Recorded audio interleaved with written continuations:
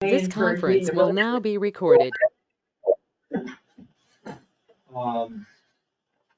We will call the meeting, the Monterey Select Board at 6 p.m. on December 21st. And all members are present here in Town Hall. Scott, Susan, and myself, Justin.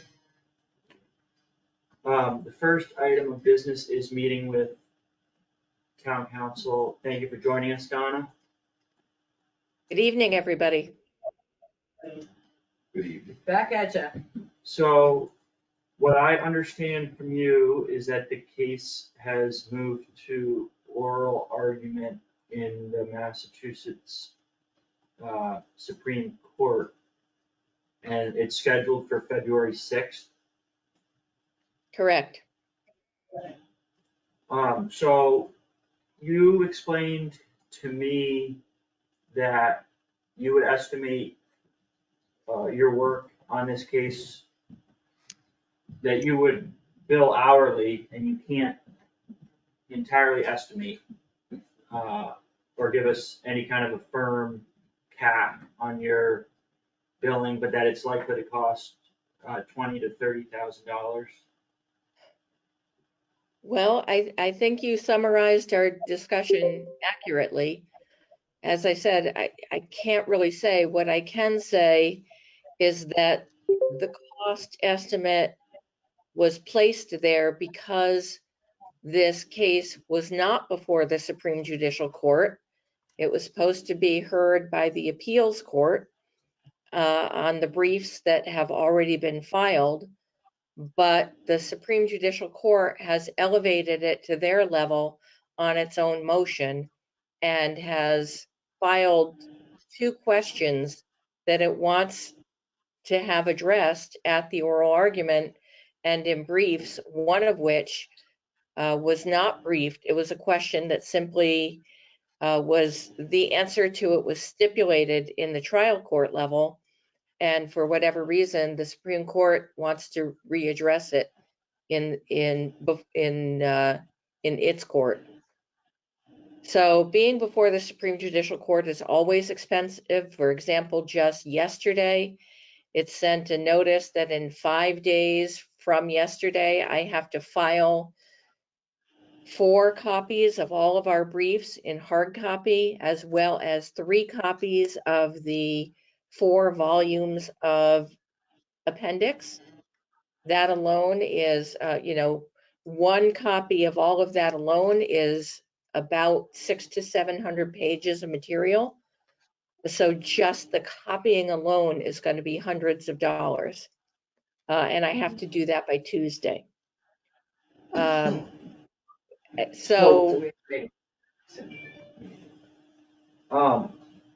Donna, you're well aware that we don't have the appropriate funding in our budget as it stands to fund all the work that needs to be done. But I guess I'm trying to understand, we're planning a special town meeting a month from today. Is it legal to ask you to do the work or to hire you? I mean, is it even legal to do that without the funding contingent upon the select board asking for that funding at the special town meeting? Yeah, it just may mean that if the town turns it down, I won't get paid, but that's a risk I'm willing to take. But you do have other options. So we can go forward. I mean, certain things we have to go forward with because I have to comply with the Supreme Judicial Court orders. But we do have the possibility, the town can just withdraw from the lawsuit altogether and let the matter proceed without the town participating. That would mean. Sorry? How would that, what would happen in that event? Since there was a cross filing, would Hume go ahead and argue before the court? And I mean, I know you can't predict what the court would do, but what would be the legal process if we withdrew? Yeah, if I withdraw as a town's council and nobody else comes in, then nobody will appear for the town before the SJC. The argument will go forward and the court will issue a decision, I would guess, based on the briefs alone. But you know, the court has also asked for amicus briefs to be filed. So it's possible that the court would allow somebody who is arguing the town's position as an amicus to come and speak on the issues that the town has. That usually doesn't happen, though. The other option that we have is to try to reach out to the camp and see if we can work out a settlement. Donna, one thing that I noticed, it said argument will not be rescheduled unless by order of the court upon written motion detailing extraordinary circumstances. You don't think that Monterey has any reasonable cause? I mean, what I'm getting at is, I wouldn't like to be in a point where we've asked you to fight the case and then we bring it to special town meeting and the funding gets turned down. Would you think that it makes any sense, or is it even possible to ask for an extension for that purpose? It never hurts to ask. But it seems like we couldn't get that in time to deal with at least some of the expenses, right? Yeah, no, there's some expenses that we absolutely are already,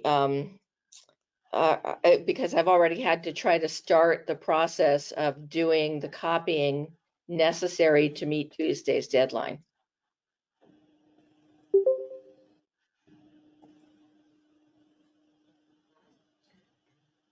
But that's a far cry from 20,000. Point. I don't know enough about the lawsuit to even have an input as to where to go with this, but what is, for the benefit of all of us who are not 100% up to par as to what are we fighting for, so to speak? Can you brief us?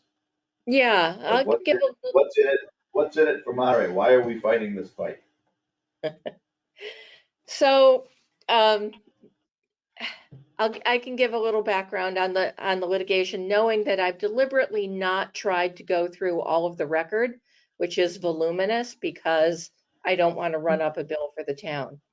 But what happened is, back in 2019, the Hume Lake Christian Camp Incorporated asked for sought site plan approval to put in an RV park for 12 RVs that would serve as temporary housing for staff, volunteers, and families who come to participate in programs, and would be, you know, inexpensive housing for them. The planning board turned that down, finding that the RV camp did not constitute a religious use, which we cannot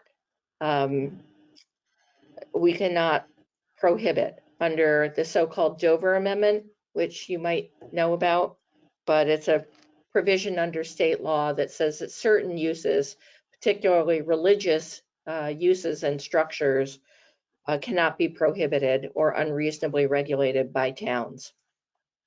So that all happened in 2019.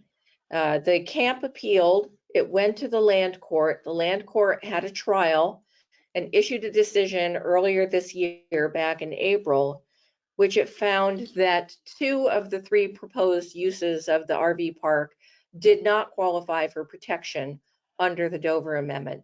That is, the plan to use some of the RV sites for staff housing and volunteer housing were not protected uses, but using the RV park to provide temporary housing for the families attending the religious programs was protected.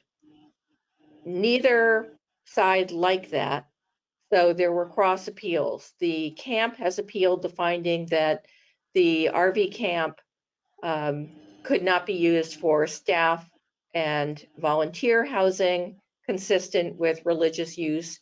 And the planning board appealed the finding that the use of the park for families was a protected use. So those are the issues that are before now the SJC. The SJC has asked the preliminary question whether the camp itself is a religious sect or denomination that is entitled to Dover Amendment protection.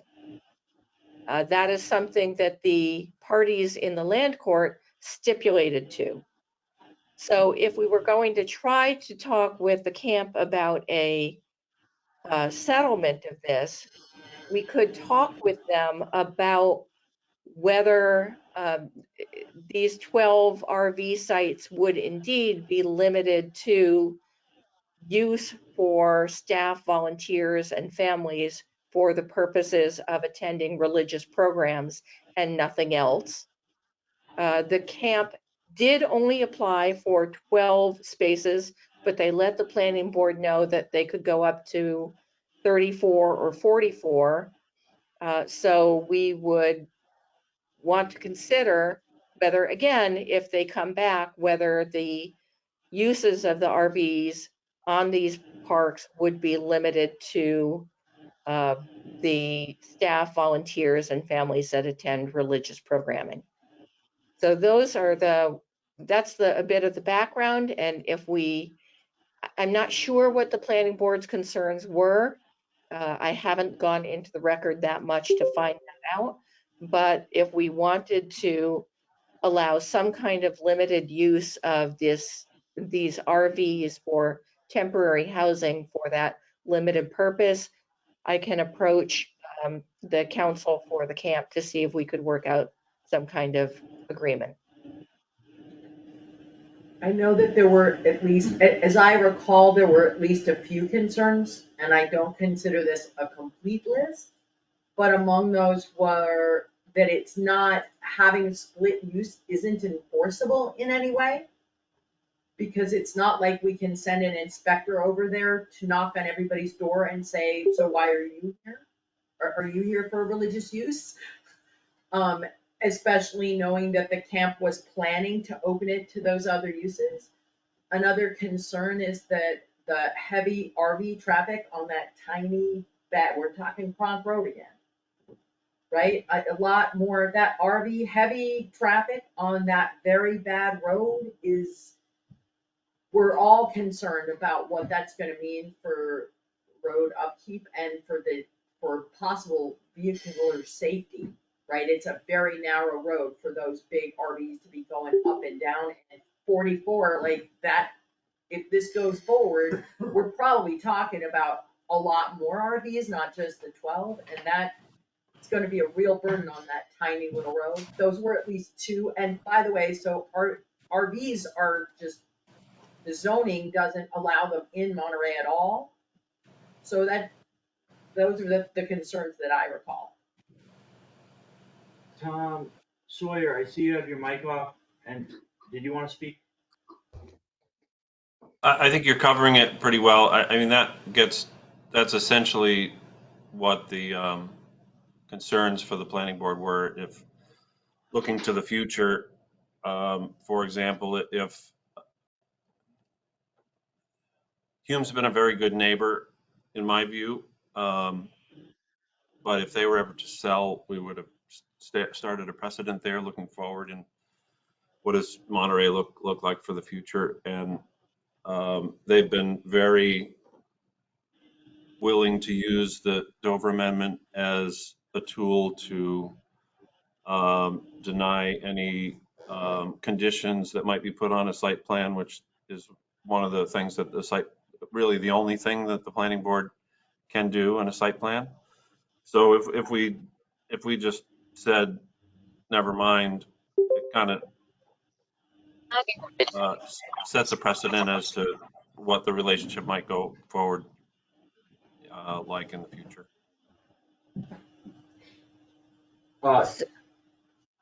Donna, did you want to respond to that? Well, for some of it, so RV is not allowed at all. That is not something that we can rest on if the Dover Amendment applies. We have to permit it. So I understand it's a concern, but it's not one that can serve as a basis for denying the site plan approval. For the, what if if they sell, we can condition any agreement on that the approval does not run with the land. That is, it is unique and personal to the camp. So if the camp is sold, then it is null and void. It doesn't apply anymore. The burden on the road, we can talk about that. And the issue of the more than 12, again, we're limited to what was applied for. So you can't deny the 12 because you think you're going to have 60.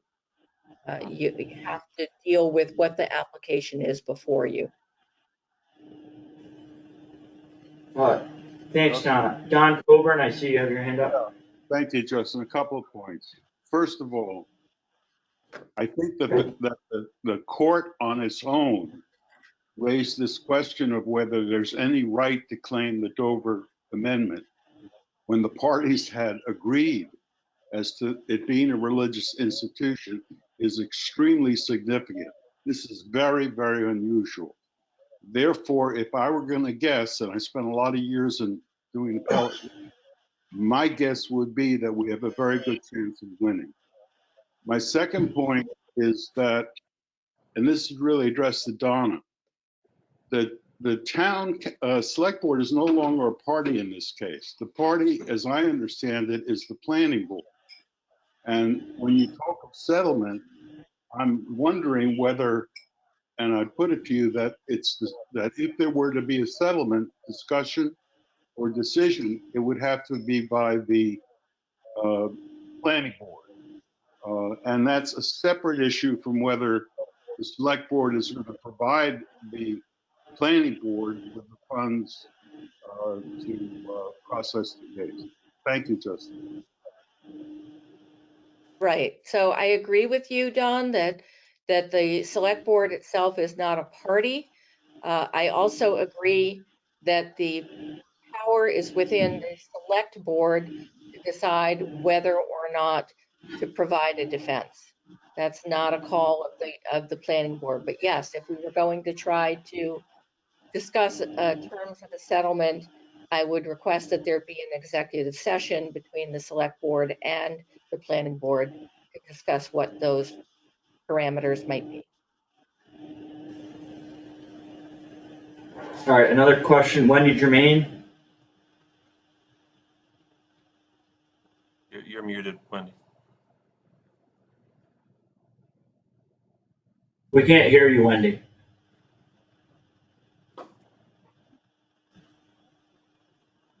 Okay, sorry.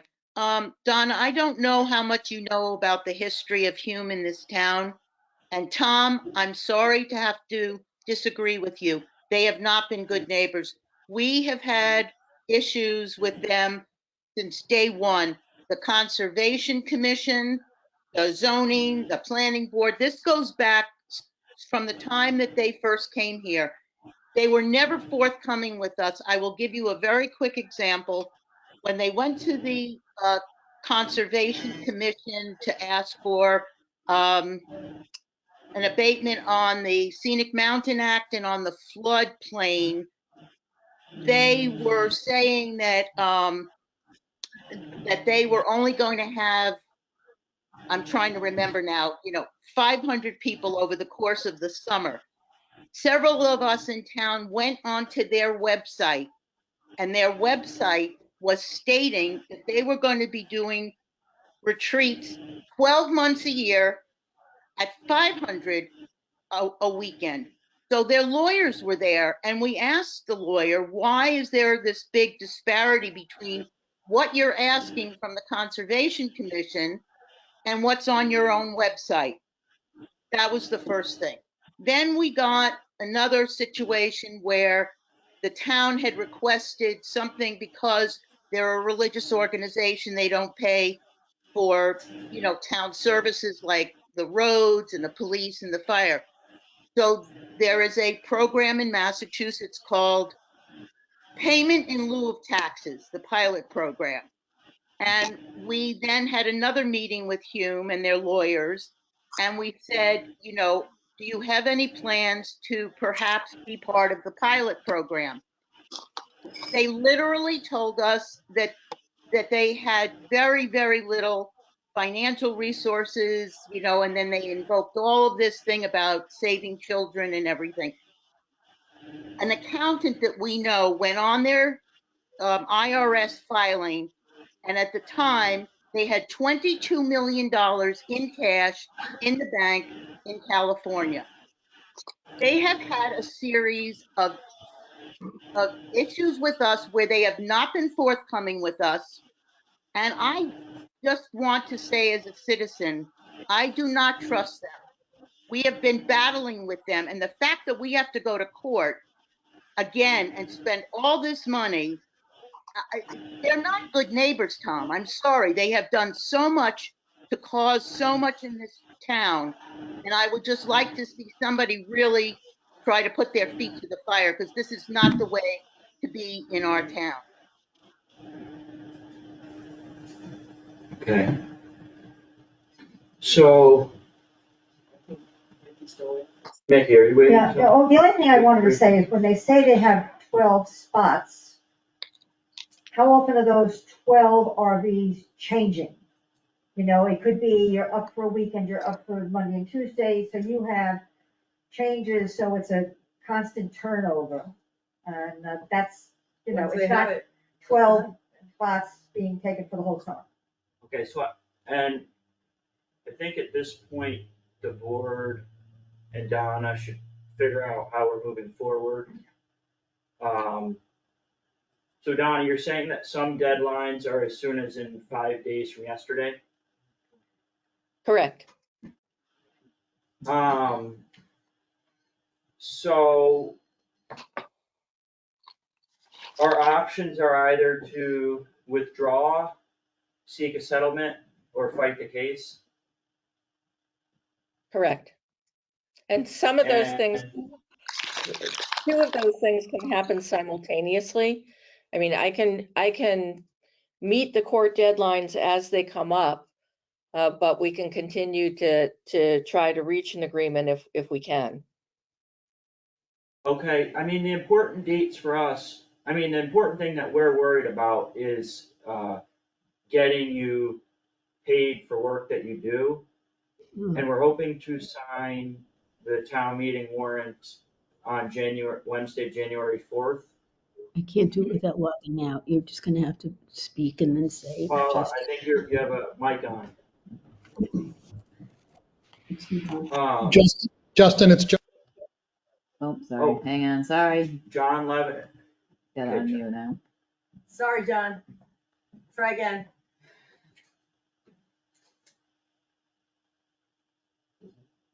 John Levitt. Can you hear me? We can hear you, Yeah. John. I apologize. I can't get the camera to work. I'm a little bit unfacile when it comes to working this. I just wanted to chime in a little bit before you consider the various options that you just discussed. The town made a decision some time ago to undertake the appeal of the original decision of the land court, and I think with good reason to do so.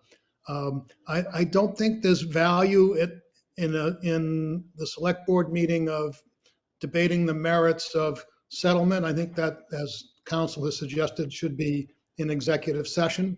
But I do think that it's important to remember that if a decision is made to walk away from this case, that's going to have a pretty significant precedential value to future litigants who feel that they have not gotten what they wanted from the town. They file an appeal, and then they basically figure that they can outlast the town.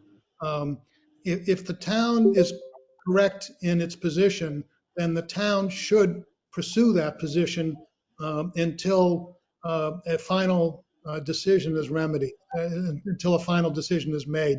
So I would urge the board, while certainly considering the alternative remedies, but to be moving forward relative to defending and prosecuting, because you're really doing both, this matter before the SJC. And I think, as Don Coburn said quite aptly, the fact that the SJC has asked the question about whether or not Hume actually qualifies under the Dover Amendment suggests that there's a question in their mind as to whether or not they do.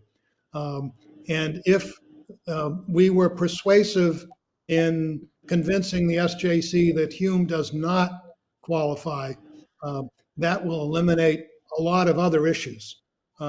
So again, my concern is precedential value and maintaining the integrity of the board's decision and other boards that may make decisions that are not accepted happily by applicants. Thank you. Thank you, John.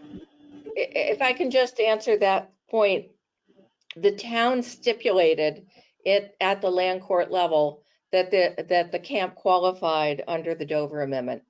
So that is not a question that I'm going to be able to say no to.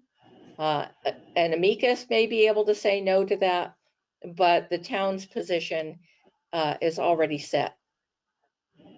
Well, so counsel, if I may ask a question then, does that mean that the Hume is also precluded from addressing that issue?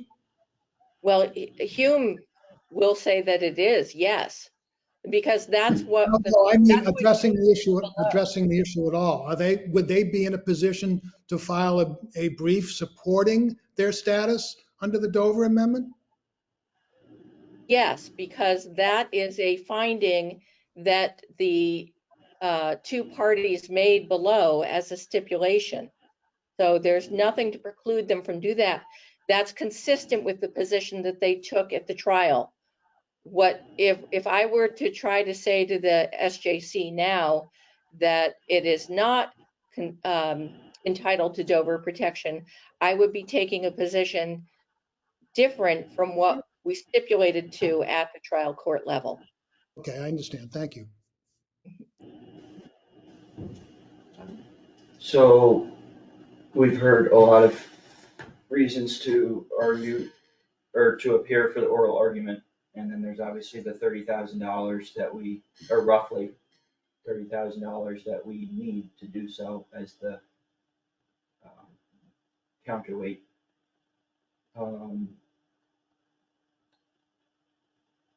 So Donna, I think you kind of answered this question before, but I want to reiterate, if the select board decided that we would like to defend and prosecute, as John puts it, and appear for the oral argument, and you are aware that we don't have the funds yet, but we will go to special town meeting in January to ask for them, you would be willing, and it's legal, to have you do that work before we have the funds available?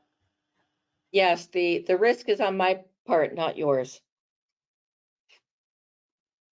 Understood. Could I just add one quick thing? Yeah, Don Coburn. Donna, you're right that normally if you stipulate something below, you can't argue against that stipulation on appeal. But I wonder if that rule applies when the Supreme Court itself has raised the issue. So I think you should look into that. I think it's a little different, and I think maybe you could argue the point despite the stipulation. Thank you. That doesn't change whether we go forward or not. Yeah. That's into a lawyer. Pardon? That's done into a lawyer.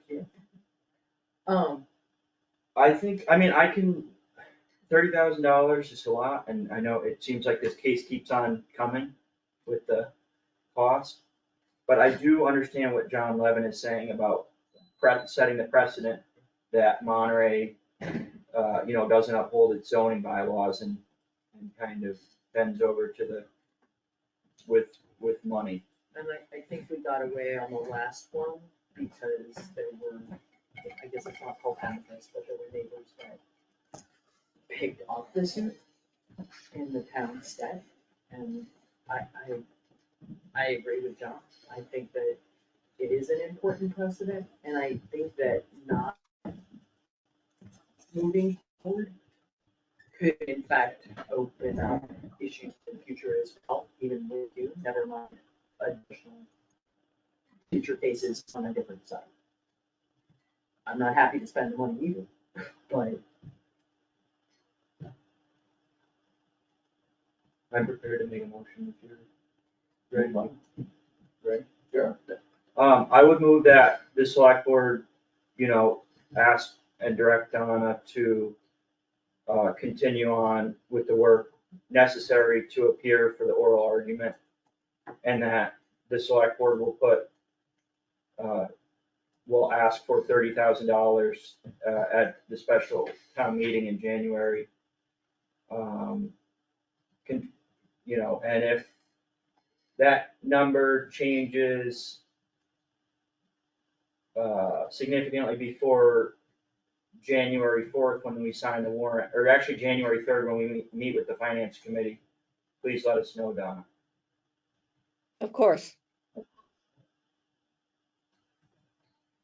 I second that. Is there any other discussion or comment before a vote? Tom Sawyer. I just, thank you, Justin, for making that motion, and I agree with the precedent of it is really what we're after.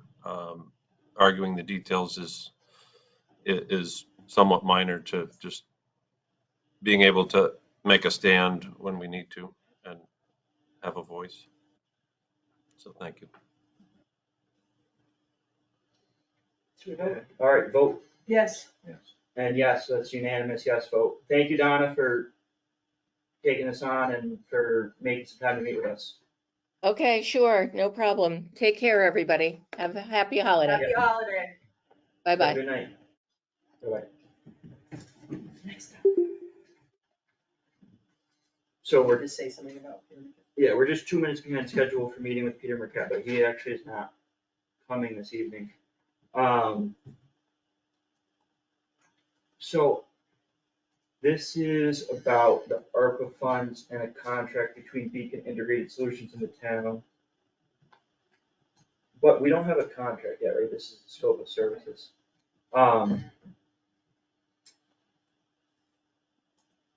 This, and you, Melissa, said that Beacon Integrated Solutions is exempt, or not exempt from procurement, but they have a contract with the state, like and that's all, it's all settled. The only questions I have for Peter, which maybe we could relay to him, is he talks about, or the scope of services talks about the firehouse, and it says there are two, disclaimer, I'm on the fire company, but I don't see this impacting my financial status. Where are you looking at the scope? And you can go up at the very beginning, background, or, yeah, it says there are two municipal buildings. I passed it, right? Okay. There are two municipal buildings that may be suitable for rooftop solar. Yep. Monterey Firehouse, but then he acknowledges that the buildings and real estate parcels are owned by the not-for-profit Monterey Fire Company. So I just wanna make sure that that's very clear, and that this contract and consulting can clarify what would a private-public partnership look like from the town's end. Because, I mean, the town isn't in the business of installing solar panels on private property unless there was some kind of a partnership, I think. Is that in the scope with all the things down here? It is, kind of. What is the optimal ownership structure, third party lease, fire company ownership, town of Monterey developer? It's implied but not stated specifically. And then there, under distribution, who would receive it? Yeah. What considerations are there in structuring this with a municipality? I just almost think it should say on that first paragraph, or on that third paragraph, there's one municipal buildings, or one group of municipal buildings that is suitable for rooftop solar, and then talk about the highway department. And then there's one nonprofit owned, privately owned building that may be suitable for rooftop solar in a private public partnership. Actually, 2 buildings, but Yeah, because each one is actually a set of 2 buildings, right? looks like it. So, I think that needs to be clarified. And I know, like you said, Susan, it's in there, but I feel like that's a very, very important thing, is what would a private public partnership look like? Like, The only other question I had is. so maybe just under ownership, instead of just saying what would be optimal ownership structure, it could actually say, what would a private public partnership look like right under ownership. Yeah, I mean, It's a and pretty so, easy thing to add to that list. are we gonna get a contract too? And that's what we're gonna review and sign? You should.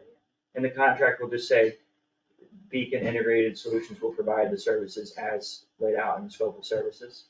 And that might come in the next couple weeks or something. Cause it's a really. This is the first time seeing it. Right. Yeah. It's a really good question. The only other question that I have is, it's written, the Renewable Energy Working Group seeks a final report. I see your hand in 1 second, John. It says the Renewable Energy Working Group seeks a final report on or before April 1st in order to place an article on the warrant for annual town meeting in May. It might be cutting it close. I mean, technically, we don't need to sign the warrant until the last week or 2 in April, but if the Renewable Energy Working Group needs to receive it and maybe make some comments on it, and we already kind of have a budget buttoned up. So. It's tight what we're asking though, because if we're not gonna see a contract that we can do anything on before January 4th, which is our next meeting, we're actually talking about them doing that service in under 90 days. So I'm wondering if maybe we relate to the Renewable Energy Working Group, and maybe we don't, but maybe we do.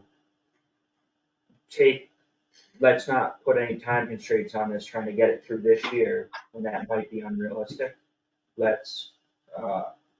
And maybe it is possible to get it done, but it would be nice if it was a little bit earlier. I don't know, we'd have to ask this consulting firm what their schedule is like. But it just seems like if we find out in the first week in April that, we wanna put 50 or 100 or more, whatever, $1,000 on warrant for solar, it might be last minute. And I wanna make sure that we don't rush it, and then the Renewable Energy Working Group brings it to us, and we go, oh, wow, we weren't expecting that.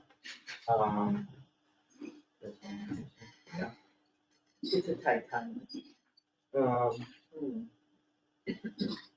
So anyways, I'll try and relay that to Peter. Oh, Don Coburn, sorry for that. Okay, members of the board, if you look at the incorporation document of the fire department, of the fire company, which is on file with the Secretary of State's office, you will see that it provides that if the building is no longer to be used for housing a fire company, and if the fire company is not operating in it, that building becomes automatically the property of the town.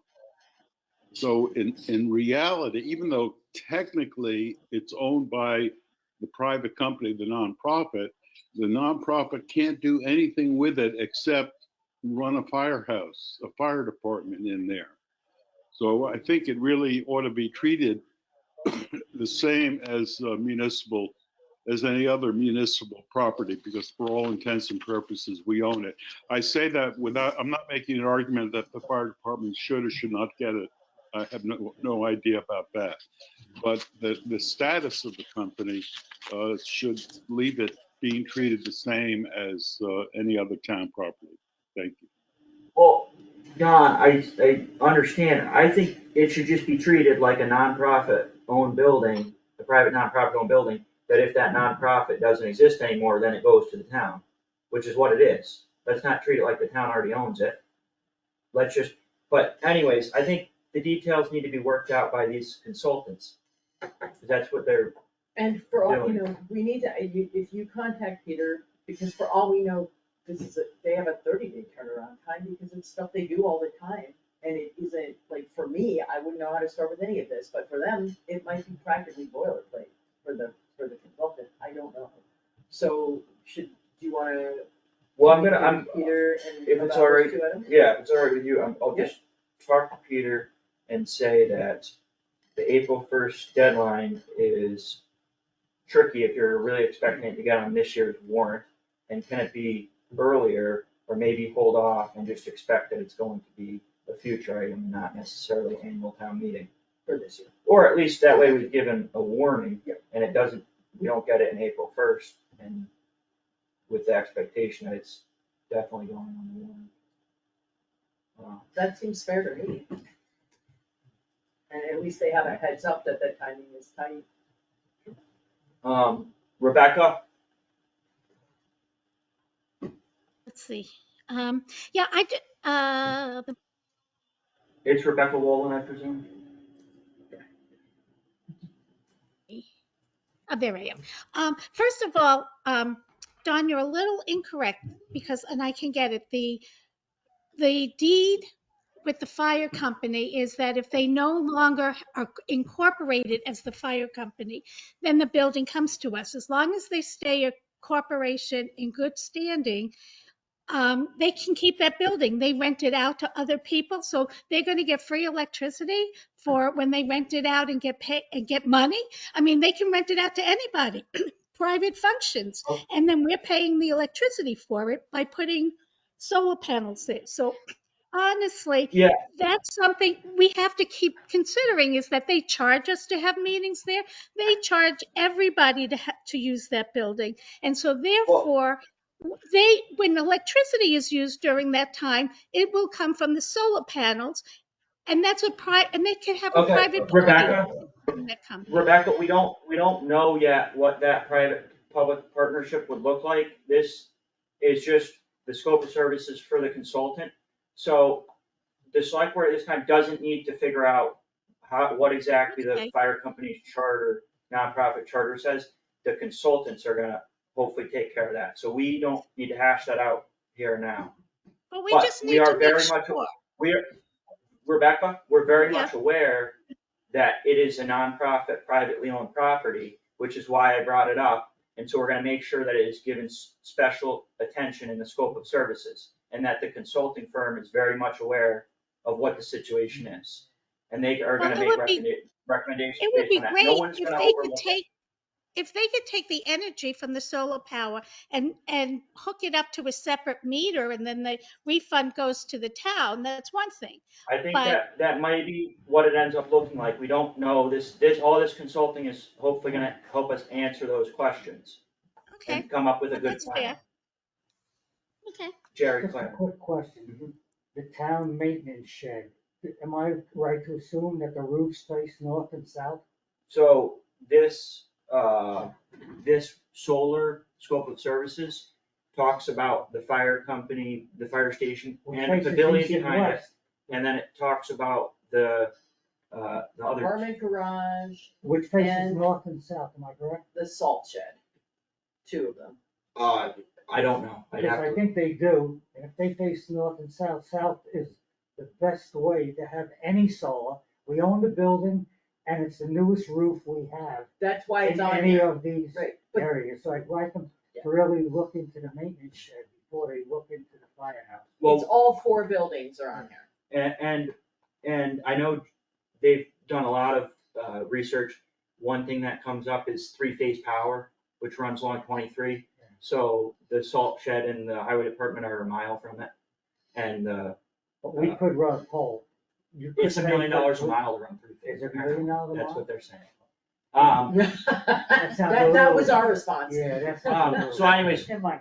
we don't, thankfully for all of us who are here, we don't need to figure out where we're putting solar or what that is exactly gonna look like tonight.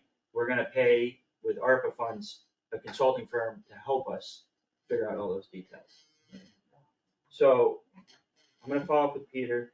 Okay, sounds good. Um, What's up next? Old business number 2 or old business number 1 Okay. is the draft police chief contract. So, Give you 2 copies there because I wasn't sure if I think, where's, you had was, because Susan, you sent me something new today, Yes, and it then you sent me something new today. Yeah, Also, and I wasn't think- sure where is mine? if it was gonna end up becoming one big mess. Where's my copy? Because I think, Susan, I think I was able to merge the documents appropriately, Okay. and I think this should have everything in it. But we are gonna go. Is that one?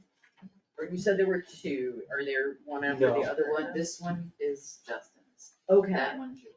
okay. So, Melissa, for clarity, the one you just handed me supersedes the one that was on the desk.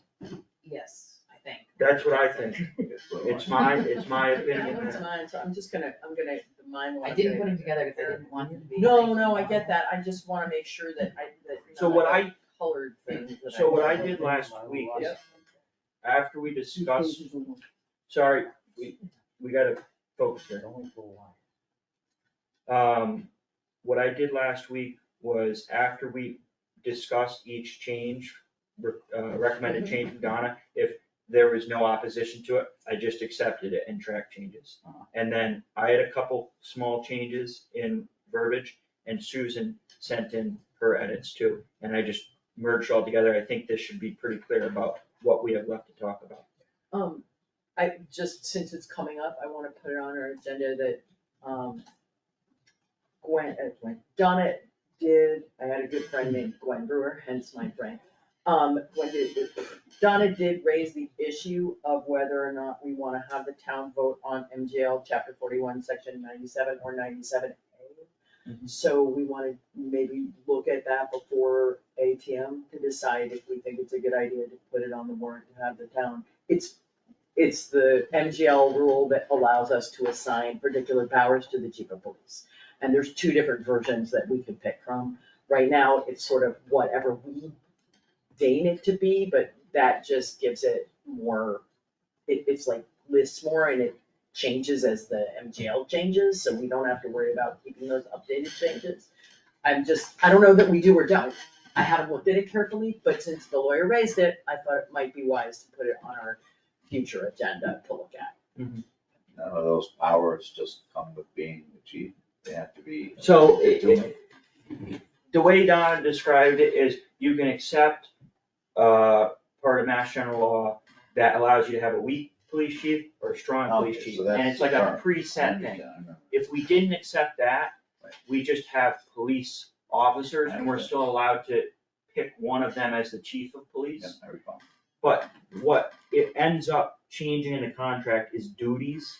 The very first sentence, duties, instead of reading, I shall have all the powers given to a chief of police under the provisions of MGL chapter 41, section 97, as made from time to time to be amended.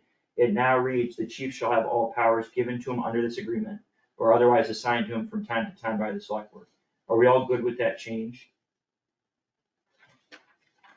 I'm fine with it, obviously, since I'm. the Yeah, lawyer so who that's raised it. what Susan was getting at and what we're explaining about what Donna said results in that. So we're gonna accept that change, that's simple. I hate to backtrack, but since we got a little bit off this, compensation, Right, um, the coverage, right? the change that's being requested is the chief shall receive on-call pay for coverage from 12 AM to 8 AM at the rate of $100 per week for each week of coverage. And we took out the 13 weeks on, 13 weeks off. Are we all fine with that? Seems to read proper. I mean, the point being, if the chief wanted to take 26 weeks or 0 weeks, this kind of allows for that instead of being overly specific. And yeah, and what he told me his plan was that he wants to break the new officers into it, so that he was gonna do week on, week off alternating with them. But eventually his plan is to go so they'd be rotating through, so they'd each have a third, but he just didn't wanna dump it on himself. Sure. So I thought that would give him enough flexibility. The only other question that we didn't fully flesh out was, Donna mentioned that typically all on-call coverage is right in the salary. And it is not typically something that is a separate Fine. pay. Yeah. I think for right now, we should probably, we have so many other changes, keep this structure the way that is, but maybe we could consider that for the renewal in the next fiscal year. Is that okay with Susan and Scott? Yeah. Absolutely fine. Okay, so on the first page, we're just keeping $100 per week for each week of coverage. And the chief shall have all powers given to him under this agreement or otherwise assigned to him from time to time by the select board. On the second page, I don't see. I don't see anything. Are you trying to get a clean copy for us to sign tonight? Is that the idea? No, I think the idea is to give Brian a copy. Yeah. He wants to bring it to the chief's council. Yeah. So if you can make him on there, because I'm not actually following you. or anything. Okay, what I'll do is I'm gonna keep track of what we decide, and then I'll get a clean copy to you or to Brian, like tonight or tomorrow. That's a good idea, okay. Number 2, Under, on page 3, the very top, page 3 so was, that, is that hours of work? yes, it's reworded to read, the chief agrees to work at least 40 hours per week for the town of Monterey, including his responsibilities as the on-duty patrol officer, which gives more flexibility. Instead of saying it needs to be 40 hours per week as the on-duty patrol officer. Okay, good. Susan, you're good with that? Yep, I was the one who proposed it, so I'm good with it. Let's accept that. The section about, that used to be compensatory time, and it got overhauled by Donna. There's a recommended change from Susan to change the last sentence. These hours will require time outside of normal office hours, and as a result, the chief of police may adjust his normal office hours accordingly as he deems appropriate, such that the chief reasonably determines it will least adversely impact departmental operations. Good? Good. In insurance, I just figured we might as well put in 1 million per occurrence, 3 million annual aggregate. Is that good? I presume that came from the. Yeah, that's what the policy, insurance yeah. is. We had the erroneous $1 million. There's no other changes there. On Professional development, page 4, above discipline and discharge, wait, you skipped, Paragraph the 1. professional development thing is all good? Cause I think there were some like, reasonable expenses okay, and the, I don't see any here.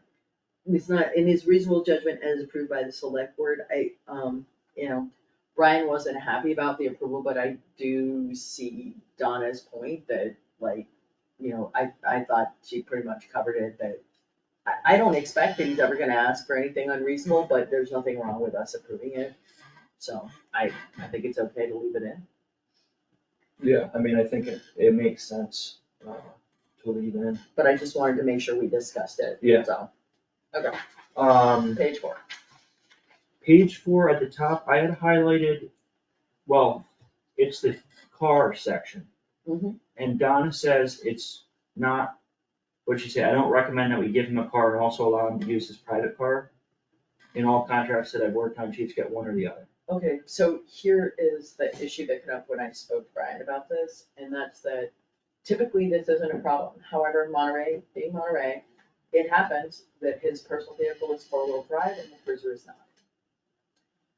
He says that it doesn't happen often, but there have been a couple occasions where there was an issue in a place where he was concerned about the cruiser getting stuck and that he could get his vehicle into that site. And I felt that given that, you know, our particular situation in this town, him having that flexibility made sense to me, because we don't have a 4-wheel drive cruiser. And we do have places that can be, I mean, think about Beartown Mountain Road last year. Begs to ask, why don't we have a 4-wheel drive? Yes, it does, but right now we Right, don't. okay. All right, So- that's a whole nother Yeah. data to throw around. My only concern was, so Melissa reached out to insurance, and they said generally, personal vehicles and employees are not covered unless it's an emergency, like a fire or police personnel responding to an emergency, right? Which is exactly what we're talking about. Yeah. We're not talking about regular patrol. Yeah. So that would literally be the exception, not the rule. So does that also mean that perhaps does Brian take the car back to Sheffield with him at night? So we're gonna get a lot more mileage on the vehicle also, going back and forth to Sheffield, because he lives further away than Garrett does. So we'll just have more miles on this cruiser Right. over the course of several years. My only concern about if the insurance covers an emergency responder responding to a call in their own personal vehicle, regardless of what this contract says. I mean, unless the contract said it explicitly doesn't Cover, right? And this is I mean, the only thing that I'm worried about is the town shall pay all allowable and appropriate expenses for such vehicle use. But I guess it's made upon mutual agreement of both parties use on private automobile for its use as chief of police. So I guess it's not a problem. I mean, if it turns out to be a problem between now and June, this is a 6-month contract, we can see, like, it gives us a little breathing room to see if we wanna adjust the language. I just think that if we have roads where they're not accessible at times of the year and he's willing to use his personal car in those emergent situations, I would not like to explicitly disallow that. Right. All right, so we'll leave in 1 and 2 in this section about vehicles and leave in unrestricted and exclusive use by the chief of police in that first sentence. Okay. Discipline and discharge, we discussed last time, there's no further changes. Vacation, I attached the wording, so be it to Susan's. It's the last page. well, my only thought about the vacation is 4 weeks is for the year, right? For the fiscal year. So as in a 6 months contract, it should be 2, or maybe we should just say is entitled to vacation. Some other, I mean, it's not 4 weeks during this contract. It's prorated for the duration of the contract, but the thing is, he's already accrued it, right? So it's not like he's a new hire, but he's not, because he's already been an employee and he already had that vacation. So we have to word it in a way that doesn't. But I'm unclear, I mean, at the end of the day, we're talking 4 weeks of vacation for a year, and this is a 6 months contract that says 4 weeks of vacation. So if there's 4 weeks that happens to be left, 2 weeks during this contract period. well, Because he didn't use it all, so I would just say 4 weeks for the current fiscal year, which ends June 30th. So then whatever he has remaining, if he has 3 weeks remaining. Because it started July 1st, even though this is a 6 months contract, he has 4 weeks until June 30th. Minus whatever he chooses. what if, 4 weeks of vacation time per fiscal year, a week defined in employee manual, prorated for the duration of this contract and subject to previous vacation accrual during his employment with the town. I thought that kind of covered it, but maybe you can find out. well, I think all I would do is this, delete 4 weeks, and it's the Are we cheapest. looking at the same one, by the way? I just wanna make sure. I don't know that we are. We are, okay. I have like 3 different copies sitting here, so it gets a little confusing. Yeah. So I think it should read, just delete 4 weeks of, and it reads, the chief is entitled to vacation time. Sorry, and also delete a week. The chief is entitled to vacation time as defined in the employee manual, prorated for the duration of this contract, and subject to previous vacation accrual during his employment with the town. But it can't, because the employee manual stipulates 3 weeks of vacation annually for an employee of his duration, but his existing employment, like, he was hired with 4 weeks, even though he had fewer years of service to the town, right? Because he had 4 weeks when he was in Sheffield. So we can't just say per the employee manual, it was just weeks defined as point, because. I'm not getting at with the employee manual, I'm getting at subject to previous vacation accrual during his employment with the town. Right, which but is- if we don't say 4 weeks in there in some way, whether it's prorated or not, it defaults to the 3 weeks total time in the employee manual, which would short him time. Alright, so it should just read 4 weeks of vacation time per year, is that right? Per fiscal year. For fiscal year.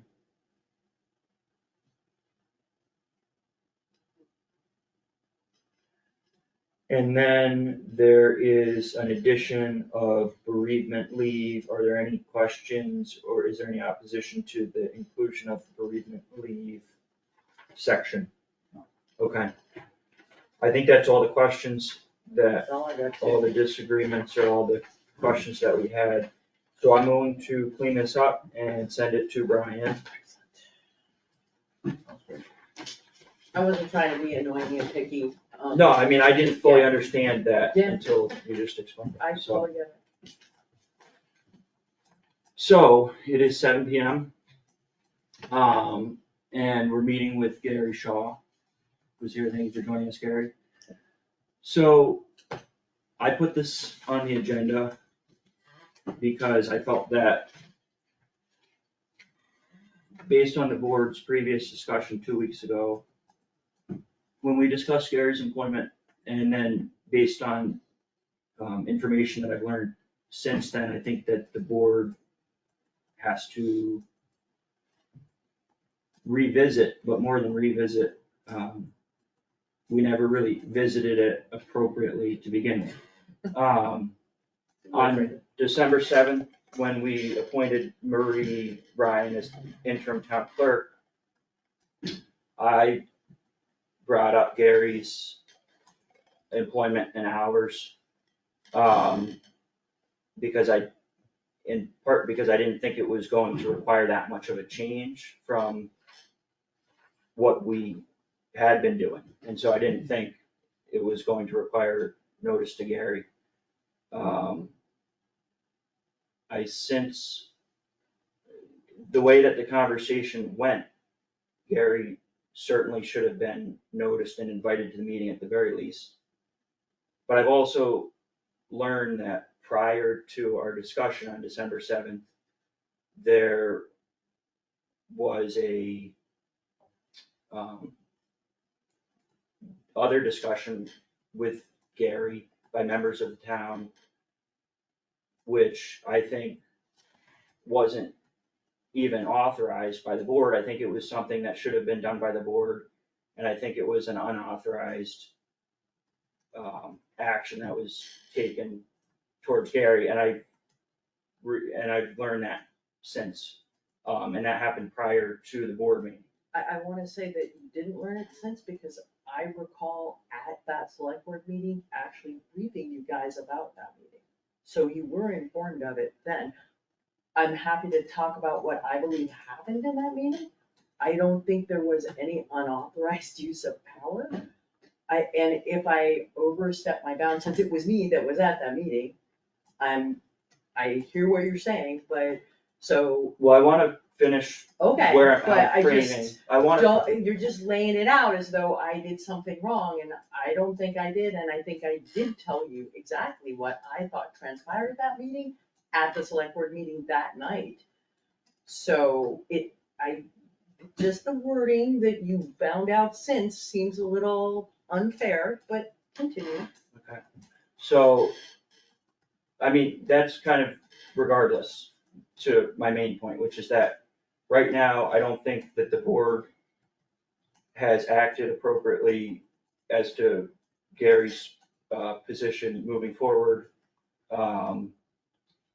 Whether Gary should continue to have hours or whatever the board wants to do, that needs to be discussed, and the appropriate procedure needs to take place, and the appropriate authority, which is the select board, needs to make a decision and work with Gary, hopefully work with the interim town clerk. But that decision was never really made by the select board. Like I said, I kind of brought it up as we were appointing the interim town clerk, but Gary certainly wasn't noticed. It was not on the agenda.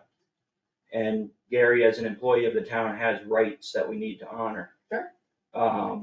So I wanna get a sense for what the board wants to do moving forward so that we can Just that for everyone's appropriately. clarity, can I once again, for the record, recap my feeling of what occurred in the meeting that you were discussing? Since I think it's a preface to whether or not we mistreated Gary, which I don't think that we did, and I don't think I acted improperly, so I would like to respond to that. I do agree with you that it is responsible and reasonable for us to, as a body, come up with a plan and discuss it with Gary. I don't think that anything improper occurred, however, okay? So as the only member of the select board that was present at the initial meeting with Marie Ryan, after the previous town clerk resigned, we all, do I need to discuss who Marie Ryan is for anybody? I don't think so. Marie came in to meet with Melissa and myself, and we asked her if she would be willing to do an assessment of the state of the clerk's office and our vital records, and she agreed. She told us that based on her experience and the size of the town, she believed she could serve the needs of the town as clerk in 5 hours a week. 5 hours. I do believe I mentioned this at the meeting on the 7th. I was completely blown away by that 5-hour number. I asked her specifically, as a result of that, if she thought she would need to speak or work with the clerk's assistant in the process of assessing the state of the office and help finding any files or any other materials, and she said no, she didn't think that would be necessary. She then, in the process of that meeting, mentioned the upcoming annual town census, which is the next big thing on the clerk's yearly cycle. And I thought, that's a big mailing. And I asked her, do you think you will need help from the clerk's assistant with that mailing? And she said no, she didn't think so. She thought she could meet that need without any problem in the 5 hours. I made a point of telling her that we did have in the budget up to 7 hours of clerk's assistant hours, and that if at any time she felt she needed additional services, she shouldn't hesitate to reach out, and so we could contact the clerk's assistant. And she said she absolutely would. So following that, we then, the Wednesday morning before the select board meeting, so it was the next week, when he had recovered from testing positive with COVID, met with Gary, and I thought it was reasonable to at least give him an update on what had transpired, because I didn't want to leave anybody hanging in the dark. He didn't know if he had a shift or not.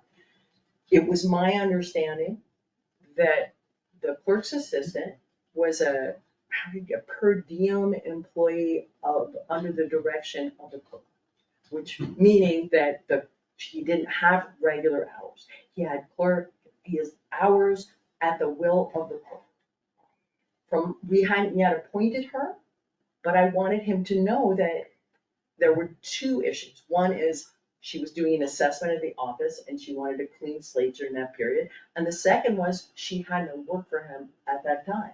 And so I said to Gary, assuming this goes forward and we as a body do appoint her as the interim clerk, she's saying right now she has no hours for you. And I wanted him to have that heads up because that seemed like a reasonable communication to me, right? There was nothing permanent about that.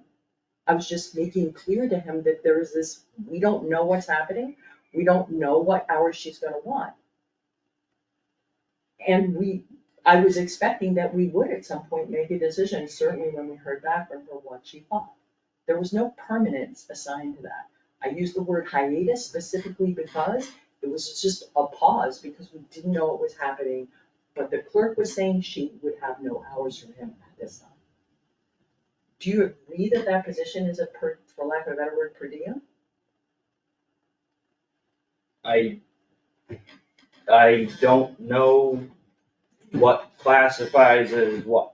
What I heard from Gary and from a follow-up email from Melissa and from speaking with Melissa on Monday was that Susan and Melissa and Gary met, and Gary was told that he wasn't to come into work anymore and that he was asked to return his keys and that he could reapply for the job if it opened in the future.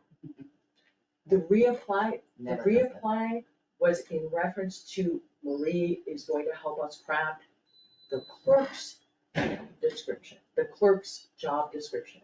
And because she's not interested in serving permanently as the clerk, she would be helping us to craft the clerk's job description and the hours that went along with that, so we could go through the correct process of hiring a new clerk. We were talking about if you wish to apply to be the clerk, not the clerk's assistant. If that wasn't clear, I apologize. That absolutely wasn't clear, I'm because, really sorry then. because what you said was that the position, we don't know about the position, we don't know if there's gonna be a position. It might be reformulated in some way, combined with another position, because it might be easier to get a part-time person. We really don't know what'll happen with the clerk's position. It isn't, that's why we have to craft a description. We don't have one. But I just wanted you to know that she didn't have hours for you right now, but I don't know what she's gonna say next week, or when we have the special town meeting.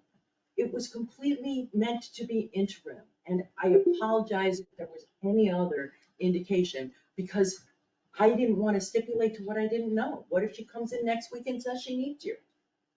Well, Susan, I think the crux of the issue is that you didn't know the answers to these questions, because they're questions that are recommended by department heads, and then the select board decides, right? There was no decision being made. It was just. Understood, but Right. that's why you didn't know. You didn't have the clarity on Gary's hours, or what was going on with the job, or what was going on with the town clerk job, the town clerk staff, because any changes to those have to be made by the select board. So I just feel that it was inappropriate to, even, turn in your keys.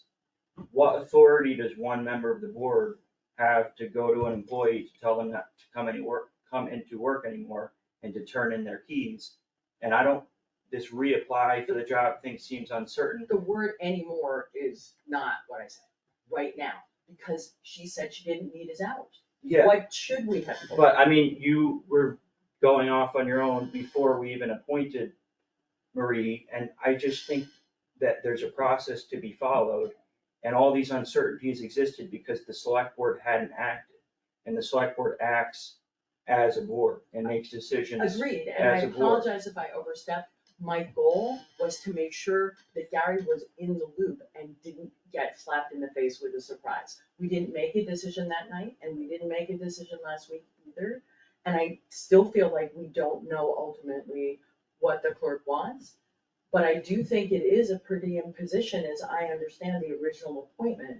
We now need to make a decision about that and about what we want to do with it. But if that person was serving at the direction of the clerk, and the interim clerk is saying she doesn't need those hours, we have to make a decision about how we want to view that, and for all I know, that's gonna change as she continues in the job. I don't have an answer to that, nor do I think you or Scott.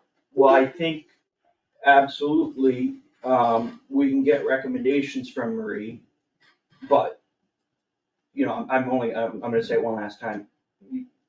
Board members can't go and ask for keys from an employee I actually as a didn't board ask member. for his key. Yeah. And I then- think the concept behind that was that we wanted there to be no question of any, we wanted her to have a clean slate to look at the state of the office, the files, and the vital records. Do you think that kind of comment might be disrespectful to someone, we're taking your key because we don't trust you? We didn't say that. We didn't say I'm that. not saying you said it, anyways, what we need to decide now is how we're moving forward. I think Gary is still town clerk staff. The board never removed Gary as town clerk I would staff. concur with you. He might be town clerk staff that currently has no hours, but that doesn't change the fact that he's still town clerk. And then, He was hired as that, and he still has that. the case to be made for the hours, and I made it before, is that we spent a lot of time getting more clerk hours over the fall. And I think it would be respectful and kind to Gary, and it would also work out for the town, and when we have a solution that can work for the employees and the town, those are the best, right? If now we're only offering a limited number of office hours compared to what we were doing. If it worked out with Marie and Gary, for Gary to learn and train with Marie, and hold the office hours open, and they were both willing to coordinate that. I think that's beneficial to Gary, who's a longtime employee and resident and has served the town in many capacities. And I think it would offer more hours to the town, which we spent a lot of time building up. I will agree with you partially on that.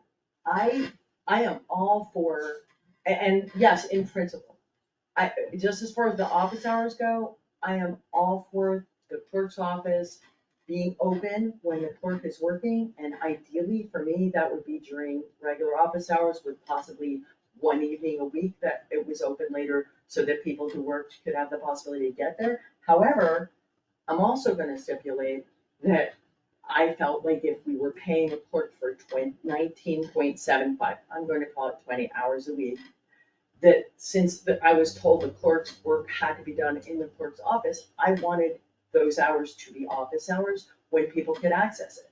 But now I'm being told by the interim clerk that she can do all of that 20 hours of work in 5 hours. Or in fact, frankly, 27 hours, because that also, she said, and she doesn't need further assistance in 5 hours.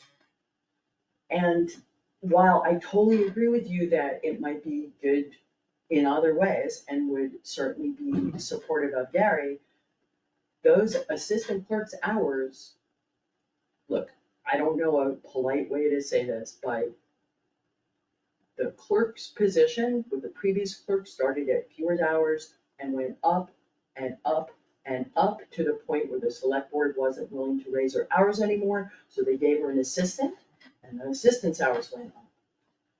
There's only, given that the current interim clerk is saying she can do it in 5 hours instead of 27 hours, there's only 2 reasons I can think of the number of clerk's hours being 27.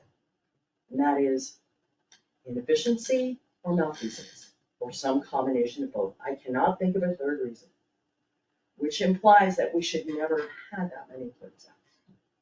So, given that we're about to go to a special town meeting at which we're going to be asking for somewhere between 120 and 160,000 additional dollars, I'm gonna have a hard time justifying paying for someone to sit in the office when there's no work for them for the purposes of the town. If you're saying that you think there are, I'm open to it. But if I'm being told by the interim clerk that she has no work for that person, I have a problem paying someone to do no work for the town. If there's legitimate work, I'm all for it. Gary Shaw? I never asked for that. I know, I know you didn't. I never asked for that. All I said in my correspondence with the select board, and I never went outside that. I just corresponded with the select board. I didn't write to the Monterey News. I know you didn't. I didn't do anything like that. Just me to the select board. I said, this is what happened. This is what was said at the last meeting. I don't think I'm going to get a fair chance at a potential assistant job if, in fact, there is one that's posted. I'm good, so. I've got copies of what I wrote. No, I know, I read it. Just to clarify, you were told that you could reapply to an assistant job if it reopened?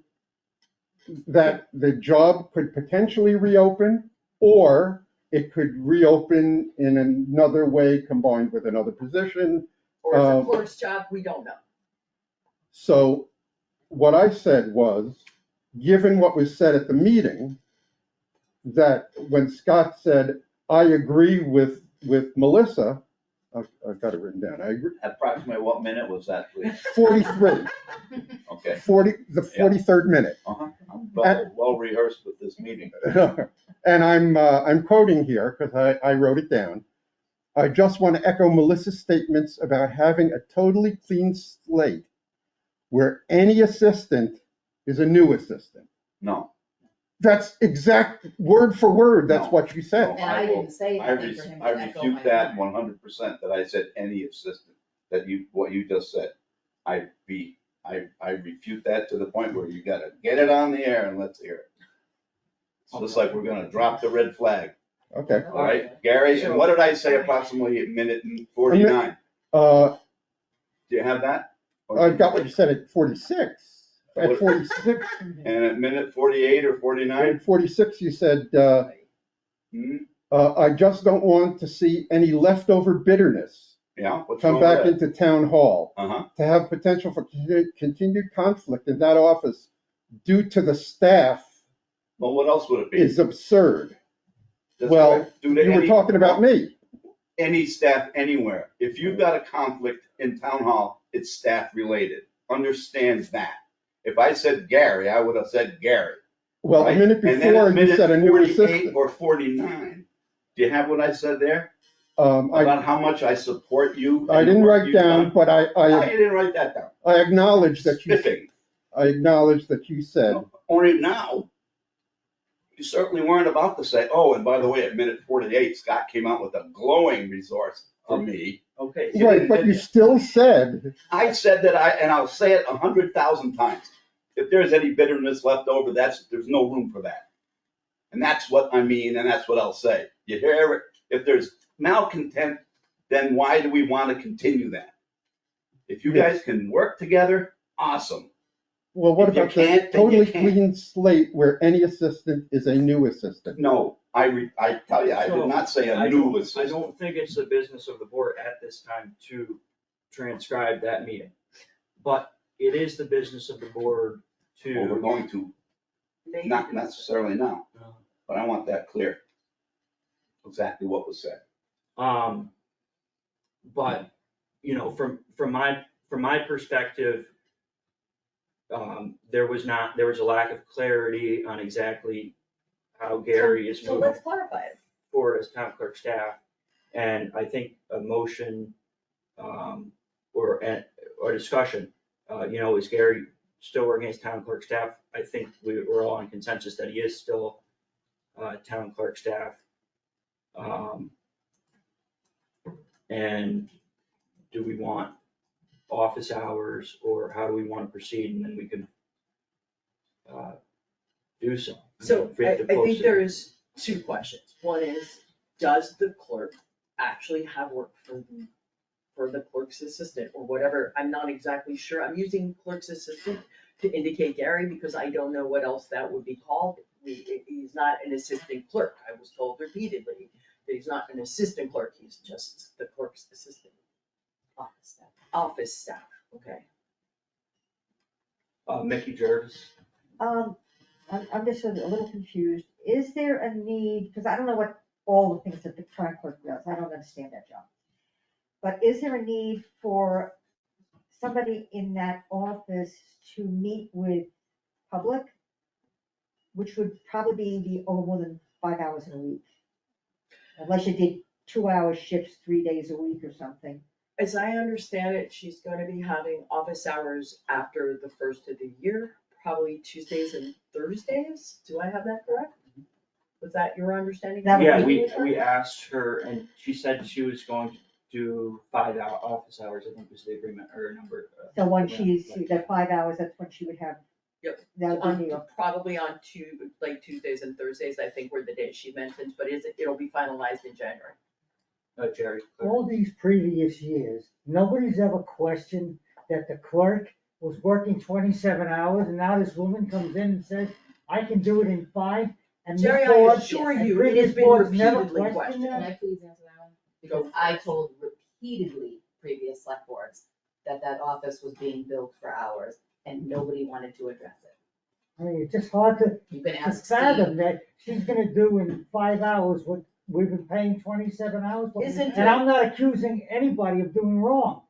I don't know if she's right either. Right. She may just be snowing us, Well, so I know. she'll get a job little by She little. doesn't want this job. She doesn't Well, want that. Then Jerry. maybe she's not giving us the proper answer, and we're going ahead and accusing or putting a face on Gary that he doesn't deserve. I'm not putting any So, face on well, Gary. it I'm just sounds telling like- him it that almost the sounds clerk like says she that. doesn't have hours. One at a time. You're completely Without- wrong. One at a time. Don't, please, you know what?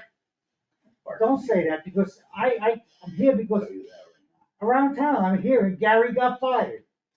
It's going around this whole town, so something must have happened. Well, that's what goes on around To this spread a town. rumor. Nobody What started can keep I'm their not nose saying clean. that, but If you didn't it hear it never with should your have own ears or happened. see it with your own Well, eyes, you Right, should that's why I spread it came with to your this mouth. meeting. This is, But I know, but nobody got So fired, so this is- ask yourself, I where know. did you hear it? so this is what happened, is that Gary sent an email in which he said, I had a meeting with Susan and Melissa, and they said, I don't have any more office hours, and I am not to, he wasn't obviously, he said, I'm not gonna have any more hours with the town. They asked for my keys, and they said that I can reapply if the position reopens. Which to me, you don't have any more hours, we're taking your keys, and you can reapply if the position reopens, means you don't have a job anymore. I met with Melissa on Monday, and she said that it wasn't termination, it was hiatus, but everyone agreed with the no hours for Gary, he could reapply for the job if it reopened. When you No say one ever everyone said agreed, reapply. who agreed? And I he didn't said agree. hiatus in his email, so Yeah, he acknowledged. Melissa Who's had everyone? said in her, sorry, not everyone, Gary had said in his email, and Melissa clarified in her response email that reapply was in No, there. in my email, it says, when the job or jobs are posted, and if you do apply, not reapply, I can assure you that you will be treated the same as any other candidate. And so what I should have said was job, I should have clarified the job of town clerk. But when we met with Gary, we very clearly said that the only position he would have to apply for was the clerk position, if it was whittled down to one. And I thought that when I That was tried, absolutely not clear. I was trying to Justin? be clear that it was at best a temporary situation because we didn't know what the clerk was going, interim clerk hours were going to, her need was going to be in the future.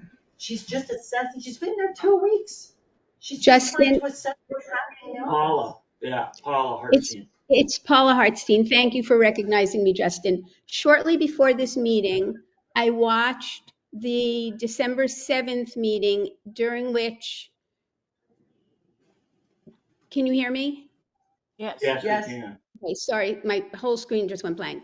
During which Marie was appointed. At that time, she made clear that as of December 7th is what I'm talking about, for the next few weeks, she would not be available 2 nights a week, 2 days a week. She would be available starting that following Tuesday.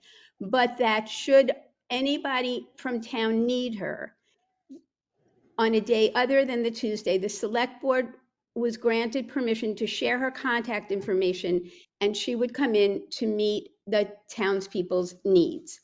My understanding from that is not that she did not want Gary. In fact, she said she was looking forward to speaking with him to find out what his role was and what his job was. She was not discounting meeting with him and talking with him. And I'm not saying how many hours she's going to be able to do the job in or isn't going to be able to do the job in. She also said that from all of her experience, the time between December 7th and the new year is usually a slow time for town business, which is why I think she was probably willing to have you share her contact information if somebody needed her. I think she was not anticipating that that would happen very frequently. My understanding is, based on nothing, that Gary is a per diem worker, and as such, if there's no work, then he doesn't get paid and there's no reason for him to come in. I think right now the question seems to be whether there's a need for him to be sitting in the town office during the time that Marie can't be there because she has other commitments, which is what she said December 7th. It seemed to me, made it clear that for right now, she didn't think that there would need to be extra coverage. I am in no way speaking for or against Gary. I'm just telling you what I heard during that December 7th meeting. And I will say that there did seem to be some bias against Gary at the end of that meeting, which was then in my opinion, tried to be smoothed over by Scott saying, you know, I'm sure Gary's listening, or I think he's listening. I don't remember the exact words. I didn't write it down. It was just my impression that having said some disparaging things, or what could be interpreted as disparaging, there was an attempt then to smooth things over. So in that way, I do want to support what Gary was feeling about that meeting. Thank you for listening. Okay, thank you, Paula. So at this point, I don't know if there's any plan, or I don't know if any board member has a plan for how to proceed other than not do anything. Are there any motions to be made? Otherwise, we'll move to the next topic. I think everyone's clear that Gary is still town clerk staff. I think that in the future, if any employees' keys are to be taken away, that's a decision that should either be made by the select board, or should that, if that authority is delegated from the select board. But to tell someone to not come into work and to take their keys, it seems like there's some discrepancy over what the reapply thing meant towards. But I mean, those are decisions that should be made by the select board, in my opinion. I agree with you, and I feel like I should have suggested, and I'm the one that's always been like, we should follow up everything in writing. I feel like I dropped the ball.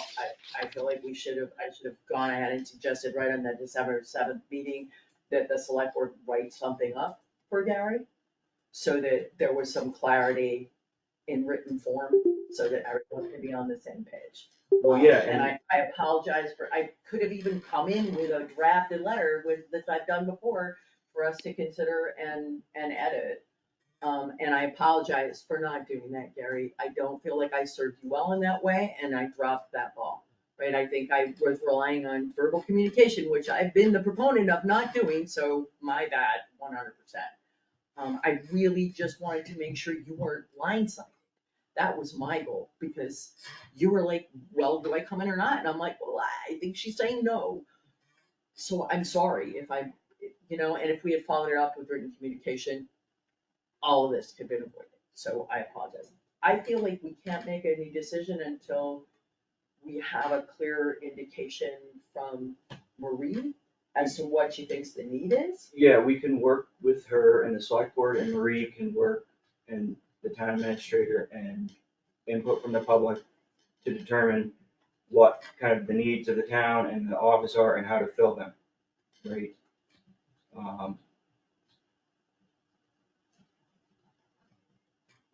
Yeah, that's all. Do we want any kind of plan for doing that?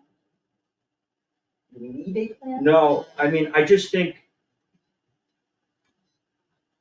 it's just decisions that need to be made by the board, as long as we discuss it at a board But we're meeting. here, and I'm asking, do Yeah. we need a plan for how we're gonna go forward and do we wanna just say, okay, we're gonna wait another couple of weeks to let Marie settle in to see what the needs are, and then figure out a way to, like, do we want her to come talk to us? Do we want her to give us a written proposal? Do we want to have one of the members meet with her to talk through it and then bring that back to the board?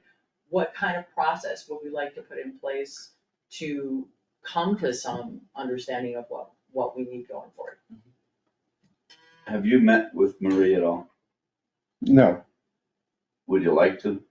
Because apparently she did mention at one point, according to Paul? people speaking, that she did reach out and say that she would like to meet with Gary to understand his role.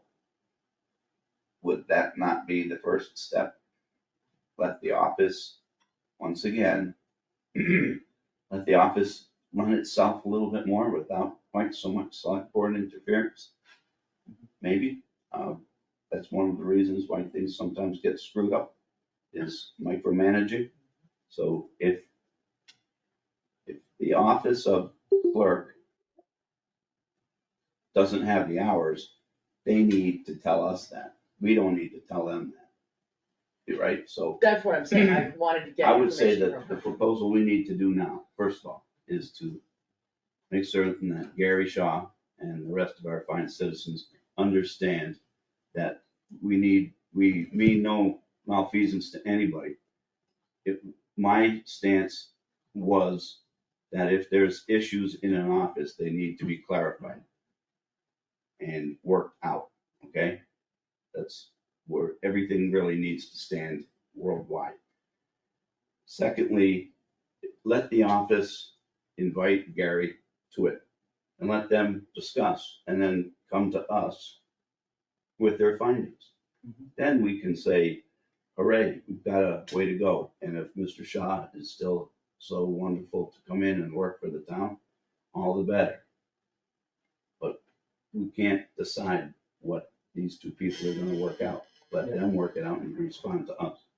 All right, I think that sounds like a plan. So Maria and I are actually working on it right now, and she intended to call Gary about the special town meeting coming up. I think she wants to get past the holidays and let us finish assessing the office, and then we're gonna do all of that. It's all in the works. Well, it's good to know that. But sometimes knowing what's coming and what's in the works can settle the works. So it sounds like we do have a plan. Okay, so Marie and Gary. I consider Gary an employee of the town. I never considered him not. And if I gave you any impression that I thought it was a permanent, I apologize profusely because it was definitely unintentional. No, you didn't give me the impression that it was permanent. You gave me the impression that the job was going to be different and I could apply for whatever. For that, I apologize. The application was definitely if it was the clerk's position, not in your current role.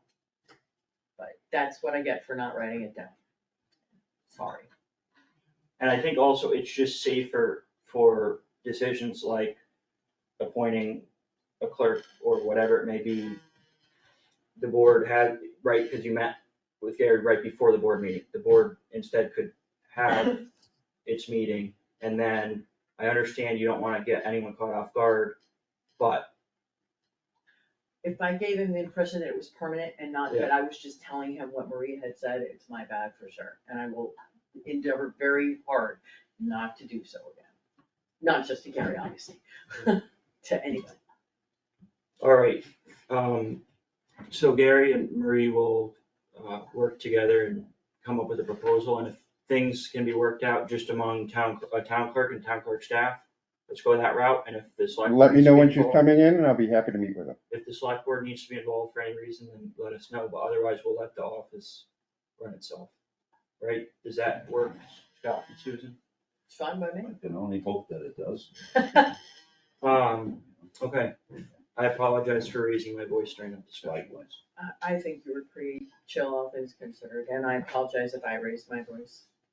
Okay, so the next item, we dealt with the police chief contract. I'm gonna clean that up based on the revisions that we agreed upon, and I'm gonna send it to Brian. I'm gonna send it to Melissa and Brian. And then he's gonna come back to us because that's our contract proposal, right? He can negotiate it. I apologize for not having completed to try to deal with both of those. Number one, you never sent me your version, so I was having to like start by retyping. What's that? The capital planning policy and procedure thing, number 2 on old business? I didn't send you. No, I have the one that came from the finance committee, and I had the written one that was handed out that was Justin's, that was the totally different version, but I never had So I need the to send you Justin's. E version, right, yeah. So I was starting to like retype the whole thing, but they're very different, and I think there's a lot of value in both of them. I was trying to find a way to merge them together, but then I got sucked down the hole, so. Okay, so we'll take that up at our next meeting. Yep. So the next item is the draft special town meeting warrant. And I think as far as the heading and whatnot goes, that all looks good. If anyone has any question about that, bring that up. Otherwise, I'm gonna go article by article. I have like OCD type of, Waive the reading of the article. yeah. OCD type of what? Is there a reason why you wanna read them all? Well, no, I'm not gonna read them all. I'm just gonna make a couple comments. So Article We're gonna one, go down them one by one to address, Yeah. whether we want them on there, whether we don't want them on there, whether we want to change them, et cetera. so Article 1 is 40,000.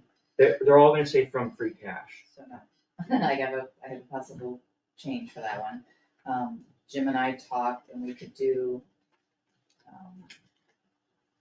35,000, and if you want to transfer from 25,000 from paved roads and 10,000 from gravel, which is all under capital, he can do that, and the reason that he has that extra leeway there is because of the RAP money, so that Yeah. we didn't have to spend it from there. If you choose to use free cash instead of that, it'll just give him $35,000 to do more crack sealing on Main Road, but if you wanted to avoid using free cash, that is one option.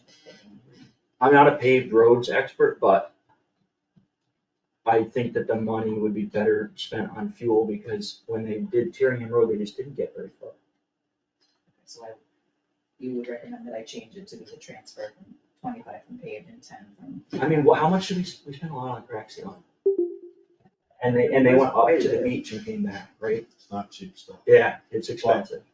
But what does it do in terms of extending the life of the road? Because replacing the road is very expensive. Overextending. Pardon? I'm overextending my job title here. Okay, Um, but Jim's not here, It's so you're just. it's keeping the water out of the asphalt, which that's what kills asphalt, is the water penetrating and then freezing. Right. That's why salt's so bad for it. So the more water you keep out, better off you'll be. And, yes, it's not cheap stuff, and you kinda gotta look in your crystal ball of how long the road's gonna last versus spending it on crack sealing, and it's kind of, it's a big math equation of what the Mix is. mix of projects and, Mhm. keeping it repaired versus just going back and paving it 10 years. Or dealing with the potholes in between before you pave it. So 25 from paved roads, what was Yeah, it? it's all the capital account, but he has a sub broken out into paved and out gravel, so you can take 25 from paved and 10 from gravel. So total is 35 from the capital account. So can we figure out, does that need to be 2 articles or can it be 1 article? I'm gonna put it as one and we can send it to. I'm just gonna do it as transfer the sum of 25,000 or any other sum from capital paved roads and the sum of 10,000 or any other sum from capital gravel roads to fuel expenses account. Okay, it's just fuel account, just for consistency with the Just town meeting warrant. So fuel instead of fuel expenses? It's just fuel. Oh, you okay? So, good. Okay. As long as Jim's willing to do that, He is willing to do it. okay.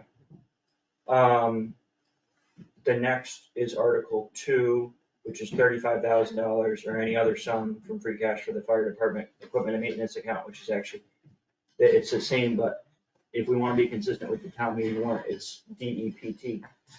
Sean, do you wanna DEP. talk about what's the 35 for? I can talk as much to it as you would like me to. Start from the top, I guess. So as far as the budget that's left, for service work, the list being, we have a ladder test to be done, SCBA test to be done, our air compressor, our air has to be tested. That'll be done this fiscal year. Fire extinguishers were done today.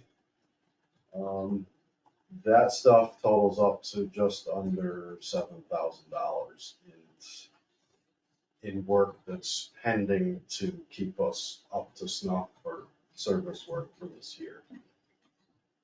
So that's why I'm leaping into asking for a bunch of money.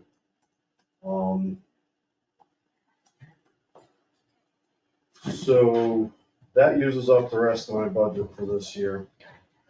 For equipment and maintenance? For maintenance, yes. The truck that's out of service, Rescue 9, which is a Ford 550. The diesel particulate filter is plugged 100%.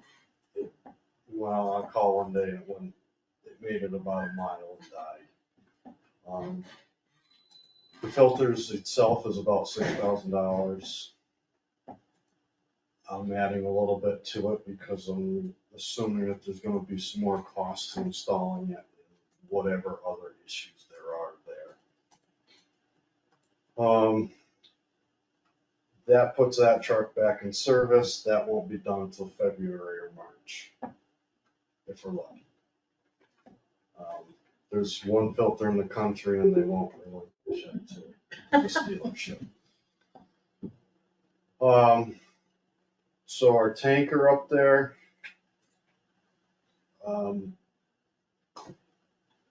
each year we have the company come in, we do a service on each vehicle. They make a list of what's wrong. I give them the go ahead of fix, don't fix, fix, don't fix. They do oil changes, greasings, and just a very intense overview of the truck to make sure it's safe and everything's together. They do a pretty good job. It's not always what I want to hear because it costs money every time to come up with something. So on the tanker, we need brakes. Rear brakes are falling apart on it, which is pretty important. I don't have an exact cost to that at the moment. I'm estimating. And that's in that 35,000. There's a bunch of smaller repairs. It also needs rear tires put on the truck. They are outdated and they're in pretty tough condition. This one's gonna go till next budget season. There is rust coming, but we're not gonna deal with that this year. Got some pretty bad rusted spots on it. That truck did fail pump test this last late fall. We're still working on what the problem is. I have to talk to the guy tonight. It's an oil pressure issue. They're not sure what's up with it. So I don't have a price on that yet. That takes care of that truck.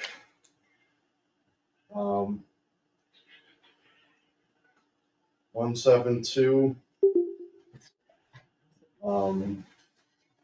The monitor on the tip, the electronics, there's something wrong with that. That's scheduled to be looked at and worked on. We can't remove it by electronically. We have to do it by manual operation, which is not really set up for manual operation besides in emergency times. That needs front brake pads also. The rest of the brakes are in good shape. We got a few valves leaking on it for the hose lines coming off of it. Some basic stuff. Turn signals are out. Power switches are bad. And that needs a set of front tires on that truck. Those are also outdated. So all that minus the pump test failure is some estimated around 35,000. Hoping I estimated high. So I'm gonna ask the first really uncomfortable and unpleasant question, but I feel incumbent upon me to ask. Don't shoot the messenger, but if I don't ask, the FinCom's gonna ask. Is this just that the costs are higher than, like, just with fuel, everything's more expensive? Or were any of these costs predictable? How did they get left out of the budget? So tires kind of just, that went by the wayside. I always forget about the tires in budget seasons. I'll take the blame for that one. But a lot of this stuff, we don't know until after July. So they come typically between the end of July and early fall. So it's bad timing of the fiscal So- season. Yes, and they never come when you want them to. They're very busy, they don't have any help either. Yes, their numbers for everything has skyrocketed. This year, they actually kept their labor rates the same, but I'm expecting those to go up too. Which is one thing that has gotten that budget in trouble over the years, is not fully. They've been pretty much doing $10 an hour a year for service work going up, so a lot of this budget's figured out on $95 an hour. We're just starting to catch up. So, yeah, some of it is inflation, or whatever you wanna call it at this moment. And some of it is just not getting the appropriate budget to start with, which, as you all know, I put in my budget and then get beat up by however much every year, so. And it, when we don't fix everything every year, it starts to Accumulate. Will you happen to be free on January 3rd to meet with the finance committee as well? You don't need to I answer. was gonna say, his budget meeting is actually today, so. Okay, and you don't need to answer now, I'm just thinking, so if they have any questions. Yeah, that's. Cause you certainly just laid out quite the list of things that need to be done. And we also could transfer internally a little bit of that, right? So, yes, one of my budgets for compensation, this year didn't quite go how I expected it to get people in the station on Saturdays and Sundays. So, we do have some extra cash in that budget. I'd like to use some, or I don't quite wanna go all of it, but. How much do you think you could transfer? 25 to 30, I would say. Yeah, I'm not quite confident enough to go the whole I don't think you should go the whole thing, but it would be good to have a number. thing. Yes. Okay, thank you, Sean. Does anyone else, do you have any questions for Sean, Susan, any questions? I think I'm good. Okay, I don't have many questions, but on another topic, Mr. Shaw earlier had stated that I had said that any clerk's assistant should be a new assistant, and I extraordinarily denied that. And the coach had thrown the red flag. We put our head under the hood, and lo and behold, it's exactly what I said. So I'm a sumbitch for saying it, and I'm just as bad for denying it. So I apologize profusely to the good work that you have done. And I can only say that I apologize and that I am wrong, and I was wrong by saying that. Thank you. My pleasure. I don't mind correcting myself and stating when I'm wrong, because Lord knows it's what we all need to do occasionally to ourselves, for ourselves. So, back to the warrant, if you don't mind. What time's that? I don't know if we have a time yet, but we're hoping to finalize the warrant at that meeting. And, Time for, the January board January meeting? 3rd. Yeah. With the finance committee. Oh, the third meeting, okay. All right, and if anyone has any follow-up questions. All right, thank you, Sean. The next is 1,224. It's here from free cash, for all these that are free cash. So I'm actually gonna, for Article 3, 4, 7, and 8, I would recommend using the unemployment insurance line, because we will have enough at least to cover those 4 articles, instead of using free cash. So these would be, what are they called? Intergovernmental. Interdepartmental transfers, but it's not Yeah, May and June, so we have to go to town meeting for it. Okay, but the idea here is that the assessor's expenses account was under budgeted. It was actually dropped by a similar amount. Right. And we just shouldn't have dropped it. The next line is 5,409, the building inspector wages account. that is because with the new time clock software, it's proving that Don is putting in an estimated 3 hours or an average 3 hours more a week to get the job done. So this would cover the overage for the last 2 months, and take us to June 30th, giving him 3 hours extra a week. So does that mean next year's Probably. gonna go up? Unless we can find an assistant. People should be paid for their work though. Oh, of course. I mean, it's either that or you tell him he has to stick to 14 hours, which would mean that some people won't get inspections or something. I don't like that. Right, there's a legal time limit where he has to make the inspections then. I mean, his office makes more money than it expends anyhow. Yeah, He's a positive. that's something to say. Well, What? it used to be quite a bit more. Oh, well, the COVID year, it was like, it was crazy high. It went up double. Yeah. But, yeah, no, you're right. You're right. Article 5 is 49,500 to pay for feasibility study of town hall. Could we get an idea?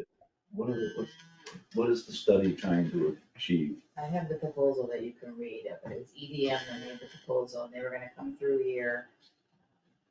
The short version is basically determine what the needs are for future growth, how we could possibly reorganize this, where should storage go, maybe is there an addition that might be necessary? We did have a town hall tour today, I think Susan maybe can report that this might be money well spent. I hate to say it, but there are quite a few needs, and it's part of this sort of whole capital plan, looking at maintaining and correcting problems with this building are significant. Like, on top of that, I'm also concerned that, like, I know that a couple of times when I've come into meetings on both Tuesdays and Wednesdays, it's been like the great shuffle, right? There's no room that's unoccupied, and I literally in a couple of meetings had to change rooms mid-meeting. So I don't know how pressing those things are, the meeting issue, but I do realize that there's a lot of storage issues, starting with the cabinets here. There's storage all over the place. I don't know, I mean, I sort of feel like this is a big enough amount of money that maybe we should be talking about it at annual town meeting, because there's more attendance at annual town meeting. But I think that ultimately, looking at how we wanna maintain this building and getting some professional advice on how we could restructure the building or whatever to deal with all its issues might be wise. That's my 2 cents, but as you know, I'm always open to, and you're a contractor, so maybe you have a different perspective. I just look at all those issues and go, uh-oh. It just seemed like it was a pretty hefty sum. Yeah, For well, a firm to come in and give you, the idea that, yeah, you need more room. Well- I believe it included plans. So, So whatever their concepts were gonna come with plans.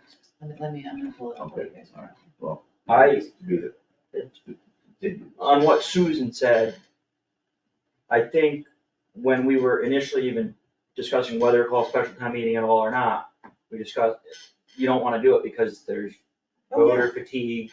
And I think if we go to a special town meeting and we ask for necessities like fuel and these interdepartmental transfers to cover these unforeseen kind of overages, that's one thing, and then we go and we ask, I feel like this Article 5 is the reason why people don't like special town meetings.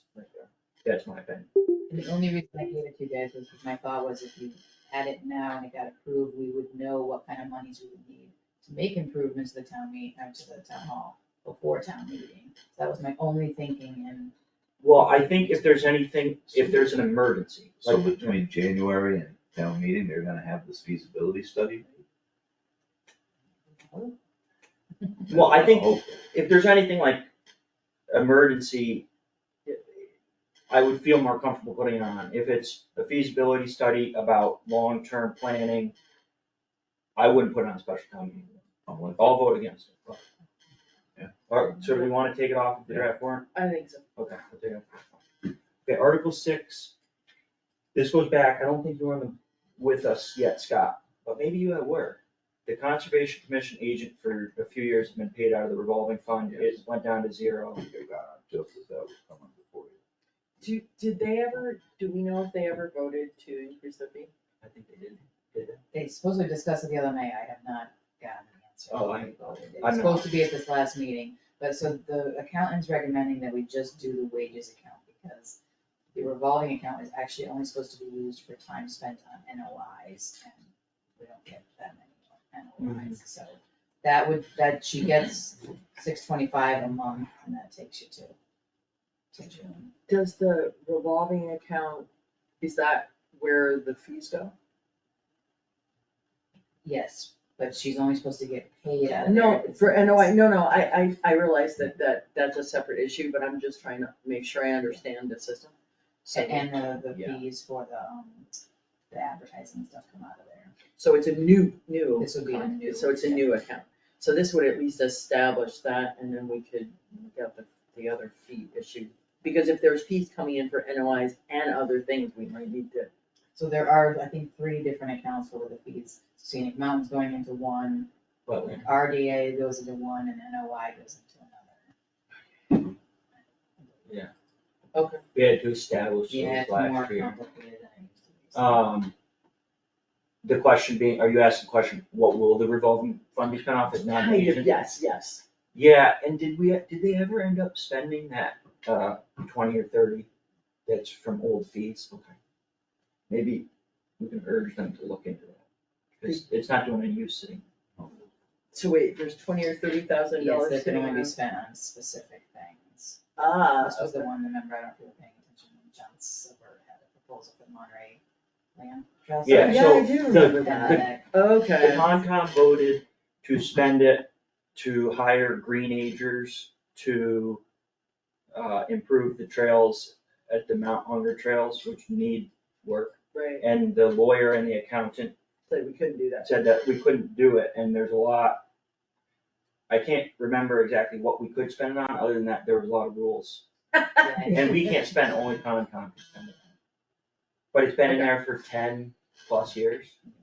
And they can't when spend the it on an cutting agent? happened on, over there on the lake. Right, So that's kind of Okay. neither here nor there for so this. I think Article 6 has to go forward. Article 6. Article 7, small little bill from a prior So year. 7 and 8, we're doing is also on the interdepartmental transfer, right, for an unemployment insurance fund? Yeah, I won't say anybody, but if anyone has anything about 8. No, I think we need to put them on. Article 9 You, is the Hume. The only thing I would do is word it, see if the town will vote to transfer some of 30,000, and we think that's gonna come from free cash, probably. Yeah, I don't know if I can come up with that. From free cash to the legal, it has a different name to it, but I'll change that as long as you guys are fine with me just changing the names to how they're listed on the Yeah, annual that's warrant. fine. We could add something in there, yeah, litigation fees and expenses. We could add something in there like, to fight the Hume. Or to the lawyer words. need to have a title. For legal fees for the human. Does it need to have a title? Do we need to be that specific? Well, I guess we don't, but it would be nice. I don't We're know, not- do we need to put it in the warrant if we're willing to explain it? That's what I'm saying. Right. If we explain what it's for, they vote on it, that's what. Okay. Um, Sure. That's just my thing. To see if the town, Article 10, to see if the town will vote to transfer the sum of 1,500 or any other sum from clerk office supplies to the election worker. So I met with Marie today, and there's only, it was $120 left in election worker wages. So this will take special town meeting, annual town meeting, and the election to pay for stuff. And 15's enough for all of them, the 3 elections. Or What for 2, were, yeah. yes, there was a couple of things that the previous clerk was doing that she wouldn't do, like the 2 check in, check out. She also said that you either need a constable or a police officer, so. Well, we did that, and Right, so she the may problem pay. was our constable, I thought we had that discussion and we agreed it was good to have the police there. Well, now the detail rate's a little higher, but. Right, so we did pad it a little bit, but, yes, If any, and there shouldn't be that many hours counting for the town election. but is the constable being paid out of this? Or the police? The constable has his own. Constable is online, but we Yeah, yeah. kind of determined that we should hire a police detail because the constable wasn't necessarily gonna stay there the whole time. That's my. Was that for town elections or just for state elections?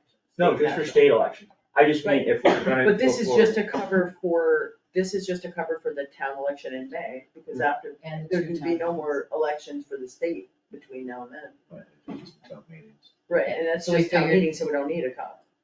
Figured $80 for the special town meeting, $160 for the annual town meeting, that's assuming, the 2 hours max on the special, hopefully not. And, 3 to 4 hours on the, annual, and then, If you get the clickers, no one will need to count the. That's true. right, so if you can get that guy to come over, Yeah. because she's not familiar with the collectors. Clickers. You get to bring them out and test So them. I think the 1,500 would be, it's just gonna be the wages for the 12 to 7, Okay. plus probably 2 hours. If anything changes, just let us know. Yep. Okay, Article 11 is a formality. We have to remove unused portion of the loan that was for the library. So that, and I'm totally okay with it, I just wanna make sure I understand that basically those two are just authorizations to move money that we never moved and aren't going to be moving, so we might as well just remove the authorization, This is the way that I understand it. You get authorized for a certain amount of the loan. right, You can, by the town. Not By the vote. Who authorizes? That authorization, doesn't that come from the, The town authorized like 3.1 million, and so that means we have an open loan for 3.1 million, so like if the library wanted to go take out 353,000, No. they could, because it's. it was 3.1 less the grant, which had to be at least 1.8 million. No, but I mean that the But remainder, the loan I have the balance authorization, I think that comes from, not from in town. You know That what? came from like Unibank or something, that's how much we could be authorized to spend, I never understood that, but I know it's like, what, So basically, 235 or it's something? we could balance, if the bank would allow us to borrow it, and we Right. wanna we remove that don't authorization. want to because we're done with the project. Right, so Right, we're and not, then we I put get it back in, and that, I think that would help our credit rating credit rating and help out what we can borrow for something else, for something right? else, right? If you had any questions, when the Unibank representative came in, that meeting, there's minutes to that meeting, there's the video of that meeting. Nobody ever asked about that, What did? that extra money there. Yeah, I did. Well, I did, I could be mistaken, but I'm Yeah, I know, that's good. I'm not, okay, I have no clue what was said at that meeting, but. Gary's sitting here. Nicely done. I'm okay with it, I don't have a problem with it, I just wanna Okay, make sure I yeah, understood what we were. just get it what off we're the books. voting on. Let's get it off the books, I agree, you Yeah. better have it clear. Article 12, I think I'm still waiting on the. may or may not even be needed. Because Okay, my understanding was that pay down was made. So those Okay. are just to zero now, we're not asking for money, Right. we're not Yeah, taking money, we're just, it's a formality. okay, Okay? that looks good, and we would try to we would need to finalize on the 4th. Yeah, we're gonna meet with the third on the finance committee, assuming everyone's available. We don't have a time for that though? Someone suggested like 5 or 5:30. 5 is nice for me, 5:30 is nice, I'm fine. I don't- 4 or later is great. Okay, well, just, okay, let me know, so that I don't schedule over it. I'm gonna put 5 on here and I'll I'm change. pretty sure she said 5. Okay, we'll have Donna review this draft, and we're waiting on a couple numbers for a couple things, but, So it's okay to send to her. I want to change the little typos that I had, I didn't So I'll change. send you what I just had now, because I did make a bunch of changes. Okay. What is that? Well, like all the accounts, I just tried to make Okay, similar. the right names, Yeah, gotcha. it's Okay, not, that's I'm not like No, defunding thank of anything. I, I trust you, and not only do I trust you to do that, I have confidence that you will do it accurately, and I appreciate your work on it. Yeah. Town administrator items. Additional requirements to proceed with the community center pavilion proposal. So we got an email from Bob Krupski, who is the plumbing gas inspector. And we got a couple, you're right. Yes, we did. It sounds like it's unclear whether or not additional bathrooms will be required for the pavilion. He said he wanted to see drawings. Should we go ahead and hire that engineer to draw up plans? And then, The tricky part is that then we're in like if we have plans drawn up and he looks at the plans and he said, oh yeah, you do need a bathroom, now we need plans for a bathroom. But we don't have money for the bathroom, so. in my opinion, The way you're thinking. the way that I'm thinking Yeah. is so there's the pavilion in Tyringham and the pavilion in Monterey. What pavilion in Tiverton? What is that? Fire department just passed. Oh, right, okay, right, sorry. My general thought, and I think this was what Bob Krupski was getting at, is that if you hold an event with hundreds of people, like when we hold town meeting at the pavilion, you get porta potties. Right. And when you're not doing that, you don't need porta potties if it's a few people doing whatever they're doing. But do you think there are, like, I just feel like pavilions in general don't have, usually they're like kind of bare bones. They don't have bathrooms going on. And that the general idea is that if you hold a big event at a large building, you get a porta potty. Like, if we hold a big event, well, the beach has a porta potty. And the only other pavilion I know that has any toilet associated with it is French Park, but it's closed all winter. And in fact, I was once right, and they have a huge facility, they have ball fields and all that stuff, and they have bathrooms, but it's closed a large part of the year, and I was actually there doing dog work with a group of people, and some poor guy pulled up and ran out to go to the restroom, and it was closed. And he had to jump back in his truck and go try to find another toilet. So, I'm just saying, like, it's definitely a seasonal toilet, even if it's a permanent installation, Right. it's still a seasonal toilet, but that pavilion is still there, Well- and people were using it that same day. I get the feeling Bob didn't mean to put the toilet out in the pavilion, that it would have to be something that would find its home in the building or. Right, addition but to be then- built for such thing. But if they're suggesting we need, like, I agree, I don't think we need the toilet, I am not disagreeing with you, I absolutely agree. The question is, will the state see it that way, and I don't have that answer. Well. I would hope not, because it seems, it is a seasonal use. Pavilions don't have toilets. Right. I think this is something that Don could answer for. Tarika? So But- Don referred us to Bob Krupski. He's passed.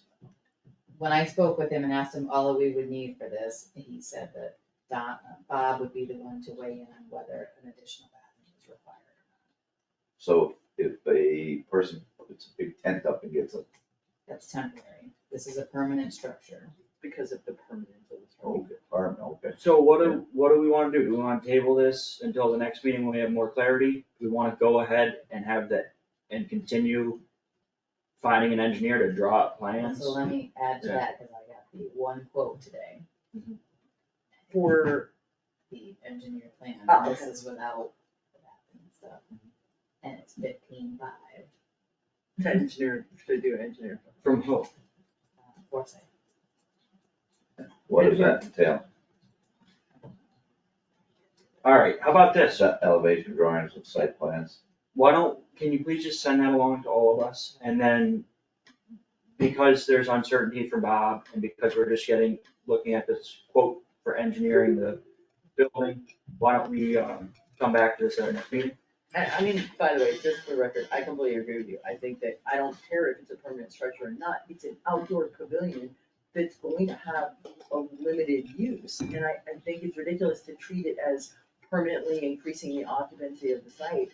But just because we all think that doesn't mean it's the actual rule for the state, so. Okay, so we're gonna come back to that once we have more information. Okay.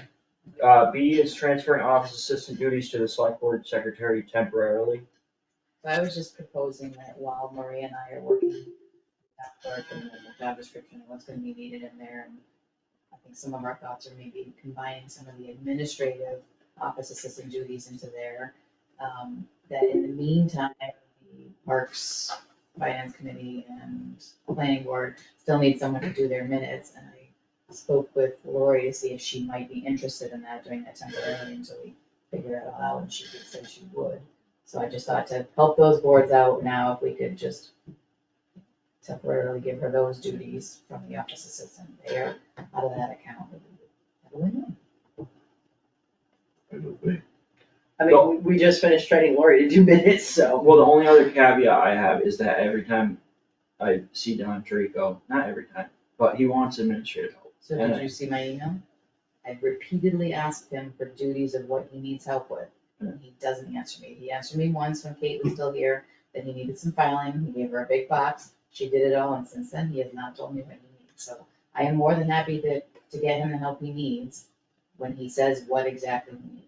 Well, I think it would work good because planning and parks meet on Thursday evenings and finance meets on Tuesday evenings, and that's when Don's here, so I think it would make sense if we authorize him to potentially do or if we authorize Lori, thank you, Lori, for doing the 3 sets of minutes for those 3 committees, and then to assist with the building commissioner if that works out. And if it doesn't work out, it doesn't work out, but that way, you know, it's like one of those things, let it be figured out, town administrator, building commissioner, Lori, and if it doesn't work out, it doesn't work out, but we'd have to bring it back to here otherwise. And Can you just do the minutes for now, so I can talk to Don and see what he needs? Well, I know he We needs can help. authorize minutes And and, I've been asking him for 2 months. I would just like to talk with him as his immediate supervisor and see what he needs. well, he can't get help if he doesn't tell us what Right, help if he doesn't needs, tell me so. what he needs, I mean, I can say I need a cappuccino machine, but. Well, I I think don't know. that he needs help, like, with the paperwork that's involved, And so we've had that conversation, he said not any person can do that, it has to be someone that has building experience. So I would like to get more information from Don, please, before you approve that. well, what if we approve it What do you contingent think we're upon? approving? That she's available, that she To could help him, become that To work person? him, yeah, I just wanna see what, We're just approving that she could work for him if he had work for her. And it works Is out. that If wrong? he has work, temporarily. but it only happens if he has a job for her.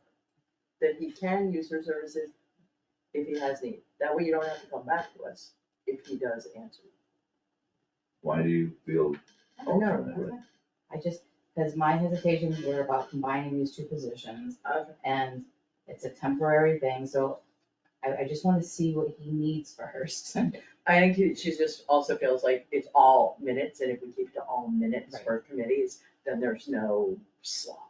And while I'm working with Marie to see what possible office assistant duties we might combine into the town clerk position, that might be something that might be more suited for someone that's gonna be here during the day. I wanna know what kind of duties he wants. Yeah, good, that's just, but try to. Can we authorize it and then it can be figured out by the town administrator, the building commissioner and Lori? And then if it doesn't work, it doesn't work, but I go in and Don says, I need administrative help. And I know Kate was gonna do it and then she left or I don't know how much she did or didn't do. If we can fit needs together and work it. We're authorizing if you find that it works. Okay. I would move that for the time being, the select board secretary take on the duties, some of the duties of the office assistant, including the minutes of the Parks Commission, the Planning Board, and the Finance Committee.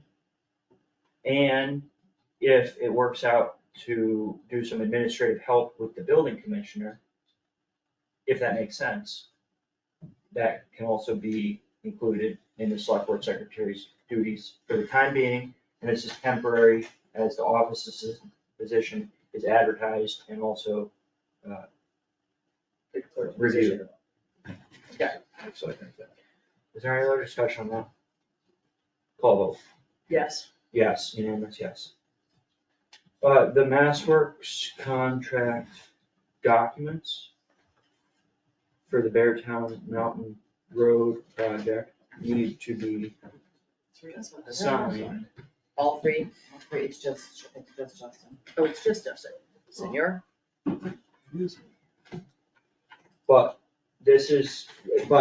actually, I should mention some things so you guys are all up to date. Okay.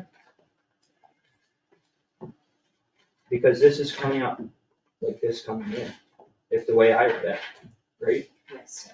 Yay. Work should be done the way we proposed it by the fall, but we padded our dates to be through December.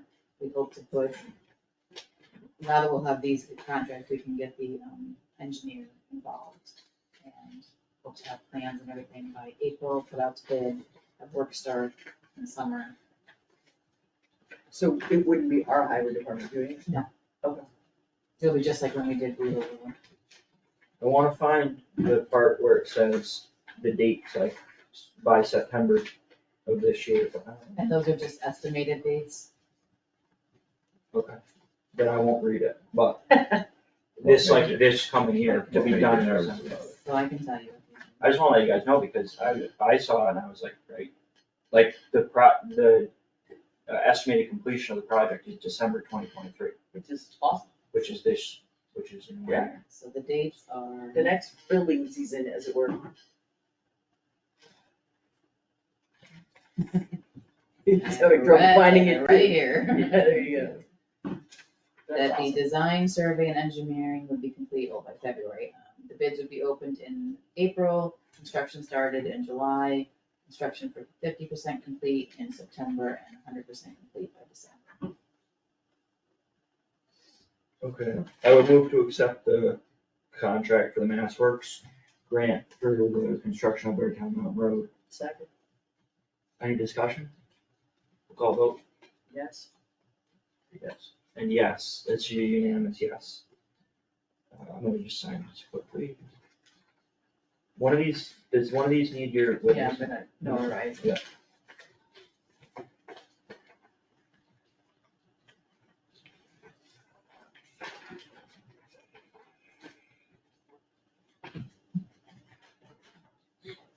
I hope that was me. All right. Thank you. Okay. The police detail policy. Does anyone have any questions about that? It's very simple. It is pretty simple. Right? The only change I had was worked will be paid in the next scheduled payroll for any details worked in the town of Monterey, right? Right.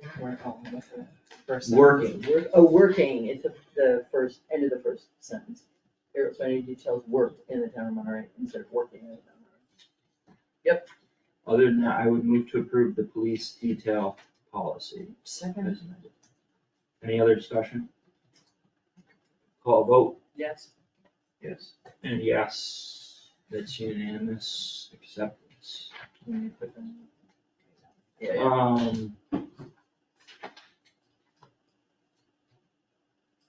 The next item is the part-time intermittent police officer appointment of Matt Mercer. You can actually drop it. I didn't realize that. That's not. So is it still part-time reserve or No, just it's just part-time? part-time police officer now. That's correct. It's not.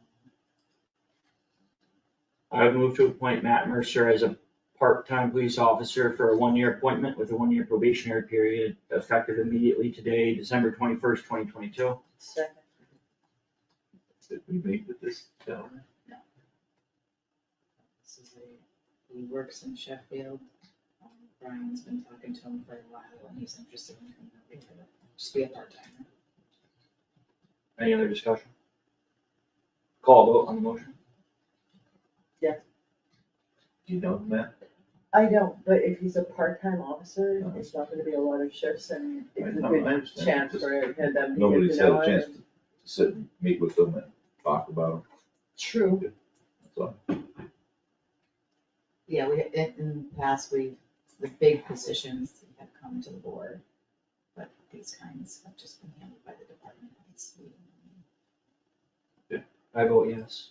Second, or yes. We're in Sorry, the middle of yes, voting. yes, You vote yes. I vote yes. Yeah. Scott votes It's yes. reflex, sorry. Unanimous. I would like to table the appointment of Tim Lovett to the Conservation Commission. I would like Well, because we didn't get to post it Oh, okay. properly, but, Right, okay. I'm also hoping that we can, I appreciate his service to town, I'm hoping he can, what are we looking at now, like a 6-month appointment? Can we do 3 years? I think. He's gonna say hell no, but. Well, I just mean like, at this point, we've done, I think we've appointed him 3 times, 4 times. Yeah. I Right now, think he's he's trying to agreeing. bow out and Right. hoping someone else will step up. We really need to get some other people. Right now, he said he can only attend remotely, so, and if needed, so I don't think, he's not Yeah. really committed. Well, I would like, I mean, I know they're really Recruit supposed some to other be people is what we 3-year need to do. appointments. We have Roslyn, we have Noel, and Kevin, are they all active? As far as I know. And Ken? Did you leave anybody else? Alright, and that's supposed to be 7 seats. Yeah. That's So, cool. I wasn't wrong when I said we needed to recruit some people. It's It's a big commitment, the Concom is a hard thing, so. alright, we'll take that up next week and try and get it one commitment too. So the next item of business is this pond hockey tournament at Lake Buell, which I should disclose that I am signed up to be in it. But given that it's not charging a fee or giving anything to the people that are playing, I don't think that it's gonna affect me financially. I can't foresee that. He's not big if you get hurt and you have a hospital bill. Yeah. Yeah. Do not do that. Well, Yeah, no, please well, don't. this is the thing is, it's not about, you can't hold the event without the $1 million limit, it's my understanding, because Who's this holding this event? there is someone named Alex Regan. So why is the town involved with its insurance? The Parks Commission is sponsoring the event. And basically, the insurance is needed That's fine. 'cause I know for the Lake Buell boat ramp. State property, They're applying for a permit to use the Lake Buell boat ramp. and they need to show that. They need to show the insurance. So that's a Parks Yeah, sponsor. so Parks said that they supported the $500 expense, but they don't have the money. And we called a special town meeting on the day that some of people were going to attend the Massachusetts Municipal Conference. I guess we won't be doing both. We won't be doing both, so I would think that we could take $500 from select board expenses if you all found it appropriate. What do we to- have in select board expenses at this point? Okay. You did lower it from last year. didn't you? Okay. So Oh, Do you have a ballpark is this figure? event open to the entire town to participate in? Yes, there's 16 teams. Jim Wow. Thomas is not running it, but he's kind of Organized. organizing it, because he knows how to actually run these things. And there's 16 teams of 5 or 6.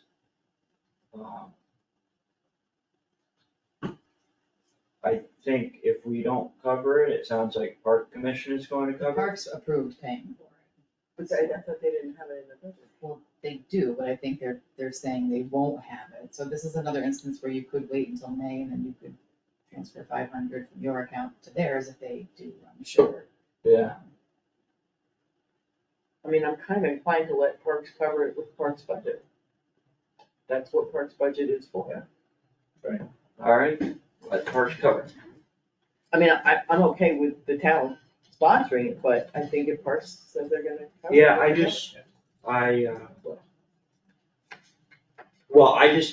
wanted to, I think they had kind of identified it as an oversight for the special town meeting, and I'm like, I don't know if that's really appropriate for the special town meeting, but, I was talking to Melissa and we were going over a little bit about what was in select board expenses, to see if there was some money, and then I remembered that the Massachusetts Municipal Association, we're not going to Same anymore, day, so it right. freed up some money. It's not the same day as the pond hockey thing, it's the same day as the special. No, I knew that. But anyways, we are not going to spend any money from select board expenses for the, At this time. at this time. Item 9, review mail and correspondence, there's none listed. Item 10, approved minutes of 12/14/22. I don't wanna pat us on the back that we're like, now like actually just doing, the most recent minutes, I think that's, That's the right way to do it. yeah, and it's an impressive feat. It has sometimes been hard.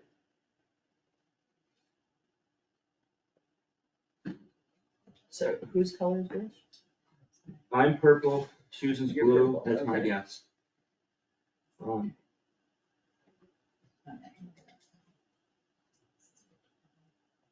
Options discussed including calling a special town meeting or readjusting the ARPA funds. So I'm just gonna get rid of that. Or, And I went through and I fixed like all the names and the capitalization, so Right. in this item number 1 in that first big paragraph, I'm gonna delete The one that starts readjusting the, Justin, or the one that starts the The fuel fuel budget? Okay. I'm gonna delete adjusting though, which is my words, because it gets confusing. Using ARPA funds, okay. Until the next time, so I'm just gonna delete readjusting that. blue is Justin. It's coming up as orange here. No, I'm purple on this. Oh, so the first, it's coming up as blue on my screen. Yeah. Blue is you and orange is. Never a dull moment, yeah, it's totally. Yeah, Just it's purple. recommended Right, ones. right, right, right. Okay, so, second paragraph, So this first sentence, both blue and purple rewrote it. yeah, We just this gotta go is with one. typical. Waiting. Transfer. Justin recommended calling a special town meeting to transfer money from free cash to cover the fuel budget and waiting until the annual town meeting to address additional funds for any possible shortfalls in The ARPA funded the project. ARPA funded Of the playground and projects pavilion, if of the necessary. playground and pavilion if necessary. So we just need to delete the purple replenish, the purple waiting, and the purple ask for and needed to completed. So it will read, Justin recommended calling a special town meeting to transfer money from free cash to cover the fuel budget and waiting until the annual town meeting to address additional funds for any possible shortfalls in ARPA funded projects of the playground and pavilion if necessary. All good? Yep.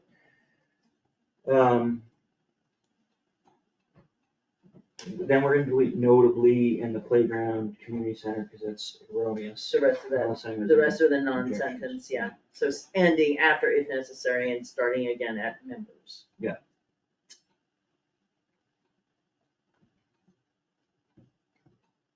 The last sentence of that paragraph, the select board agreed to leave the ARPA funds as previously allocated. Or that's either. I don't care, allocated's fine. Allocated, previous, so we're gonna go with allocated. And then.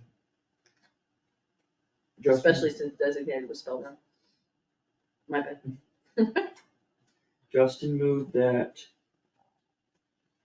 Perfect. we're gonna delete, Justin proposed that? Justin further down. proposed that, but there's no changes to that. Okay, And yeah. then fine with the blue deletion, and Justin moved That, that the board, I just said board, so it's like, okay, that the board call a special town meeting, blah, blah, blah. The warrant will be prepared and signed in the coming week.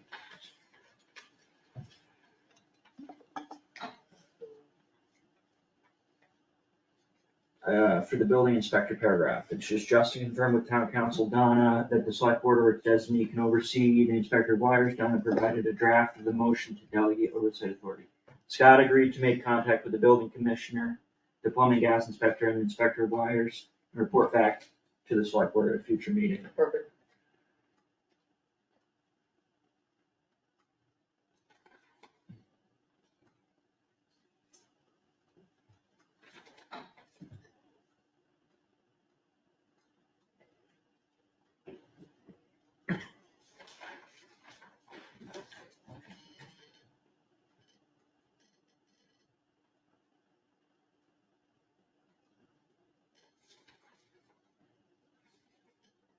So are you okay with the capital plan? I'm okay with everything else. I only really go over the sections where it's like, could get confusing just for people. Yep, okay. But if you see anything else that you, No, I was fine with all that. I find it reassuring that usually when we both are fixing something, we're both pretty much headed in exactly the same direction, right? I think that's good. Well, it's good, I mean, this is nice because it clarifies. Yeah. You know, what precisely happened.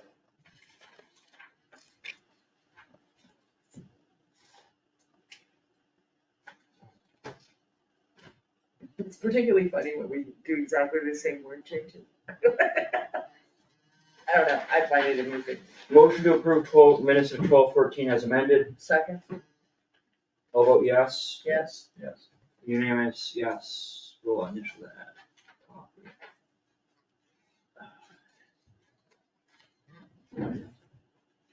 Does anyone have any unanticipated business?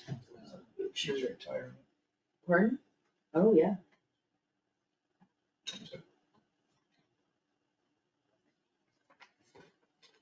The all boards meeting? Okay. No.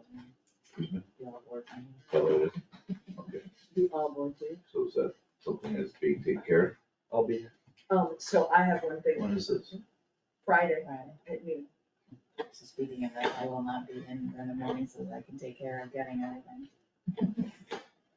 I have one thing, which is that Steve Moore emailed to ask if we would be willing to do, and any of us would be willing to do the select board corner. He specifically thought that it would be worth addressing something about the new situation in the clerk's office, and the special town meeting. I'd be happy to write something about just saying what the current status of the clerk's office is. Obviously, we have to write it as individuals, since there's no time given the deadline to come back and make it a select board thing, so we have to be writing it as a personal thing. One of you guys like to write something about the warrants? Well, I Is there think, something in I there? mean, the warrant thing's gotta be simple and easy because we can't really write what's gonna be on or not, because it's subject to change. Right, But what we gotta do is, this is the date and time and place, we're set on the fire list, right? okay, yep. And then here is a link to the town website where we're gonna banner that warrant. Cause I got a couple complaints last time that people didn't know there was a special town meeting, even though we mailed it to everyone in town. We mail slow these days, they get it like a couple days before, even if with the notice. So. the So we're more gonna the better, banner right? it like we banner other things, and we're gonna say, go to the town meeting to see that warrant should be posted by January 4th. And then they can see exactly what's on it. Cause if I try and put what's gonna be on it, things may change. No, good point. So I'm just gonna say that, does that make sense? I think so, I might add on there that, do we wanna even mention the terrible increase in diesel prices, not that everybody doesn't know, or? I don't want to, just cause, You might wanna add the parks party on Lake Buell. yeah, I didn't know about it. Oh, you mean just a notice? Yeah. Right. Something that's upcoming, I don't know if the parks. well, I think that Berkshire Edge wrote a thing about it. Right, I but don't know if it's they'll probably put it Monterey on. News is I'll Monterey remind News. that. Right, I'll remind that. you taking those two things and I'll write something about the current status of the clerk's office. Can you send me what her current hours are? No. I mean, of course, by January they'll be different, but Tuesdays and Thursdays, so we can put that in there. Yeah, obviously if it's from you or from me, it's just Yeah. goes in as you or me and not. That's or, fine. That's all. Yeah. But we're all okay with That's that. easy. We're okay with that. I mean, it's not gonna be long, it's just gonna be that we appointed an interim town clerk, maybe something about her and what her office hours will be in the new year. At present, subject to change, hopefully with notice, All right, unless you think I should put something else in there. no, Okay. comments and questions from the public. Aaron waiting to say something? No. Oh, okay. There's no public except you two, everybody else signed off, so. I do have two things, and I'm gonna put the second one first. Is it possible for the town highway crew to plow the center of town where cars or public goes, like the post office and in front of the store, because they are so horrible and so icy? I mean, you go to the road gets your mail, and you gotta decide how you're gonna walk and get there without going over a bunch of ice, and if you park over here, you're a little bit better than that. Is it possible, rather than having out-of-towners do that, which is what's always happened, that's been, Slaters have found that, and not very well. And I don't think it would take much time for the highway crew to do that.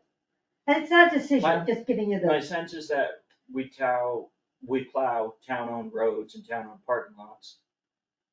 We can, it's just, I mean, they're not parking lots, they're just benches there, in front of the post But office, in technically, front of the they- store. One belongs to the federal government and the other one belongs to a private No, it property. doesn't belong to the. Also, I government, don't- no, it's privately owned. I don't know a lot about plowing, but sometimes you watch people plow rented. driveways. And it's what seems like, oh, I just drive Yeah, right I through, know. like maybe a lot of complicated twists, turns. And then you The end guy up who with- does my driveway, he's in and out of there in 45 seconds. Well, you got a circle. Then you gotta go up the driveway. This has come up before, and I think the answer was we couldn't, because then, someone will say, well, why don't you plow in my driveway, why aren't you just sweeping the edge of my driveway and doing this? Yeah, So it's- I just don't know, because, again, we've I had was watching the other day when some elderly lady, which was older than me, was getting out of her car to go to the post office, and I was watching, and I was just like, I didn't get out of my car fast enough to help her out of hers because she was having trouble. And she was trying to navigate, and she was in a spot where she was really on ice. And, it's always been in a bad situation there, okay? So that is just, put it out there, if it can be done, that'd be nice. And the other thing was this whole business with the December 7th meeting. And I wasn't here, and I didn't even hear anything about it until I got several calls from people, like people who are in New York City and reading it on the Berkshire Eagle. And There was something in the Berkshire Eagle? I didn't see it. I don't know anything about it. I think I it think was. what you're I think it was talking about Heather. was the last meeting in November. Well, was that the one, whatever it was a very bad situation. Okay, and at first I was upset, I was embarrassed that people were telling me these things. And then I decided I was really just disappointed, okay, that, I said, I thought we were all over and we're playing nice together, and now I get this, like, it's all back here again. And you really look good today, okay, I'm glad I was here. Do I have to be here all the time? I could bring my little mother's whip or something. I used to throw shoes at my kids. And my aim was very bad, I never hit one of them, if they stood still. But today I was reading Time magazine. There was an article, very much like, nothing belongs to here, but it's one of these things that just sparked a little thing about the Webb telescope and how it was so far behind in time-wise, and it went over budget by like bazillions and bazillions of dollars. And it says it was not anything to do with the technology. They had everything technically. It was that the teams never worked together. And that's exactly what I saw here. The town will buy us any piece of equipment we want, any of this we need, that, and it's just up to each individual team to work together. And that's what it just came down to. And I just read it and I'm going like, that's Monterey right there. We don't have teams that are working together, and that's something. And it's just, and I know, I have been in situations, and I've been in a lot of situations where I just I used to park my car a half mile from work so I could walk home and not kill my kids when I got home because I was so furious at the day I had. But if you're going to get into a bad mood like that, I'm going to hold it until I go home and walk the dog and tell the dog all the crap that I just put up with, all the nonsense somebody said, and the dog will never tell a soul. I can guarantee that. Or do something like that. If you got to get it off your chest right now, excuse yourself. Take a break. Go outside and kick stones up the driveway. That's all. Don't do it in-house. And really, that's, and two things, be kind and be respectful. That's all. And I've seen the words be kind and kindness so much lately that it really is something to remember, to be kind to people and be respectful. And that's all I have to say. I'm just gonna say, I couldn't agree with you more. I haven't slept in 2 days prior to this meeting because of my worries about it, and I felt like, And I've been in that situation too. once again, the rumor mill takes something and rolls with it. There's But it always gets out some there. kernel But of there truth, was but some, no, it wasn't all just rumor.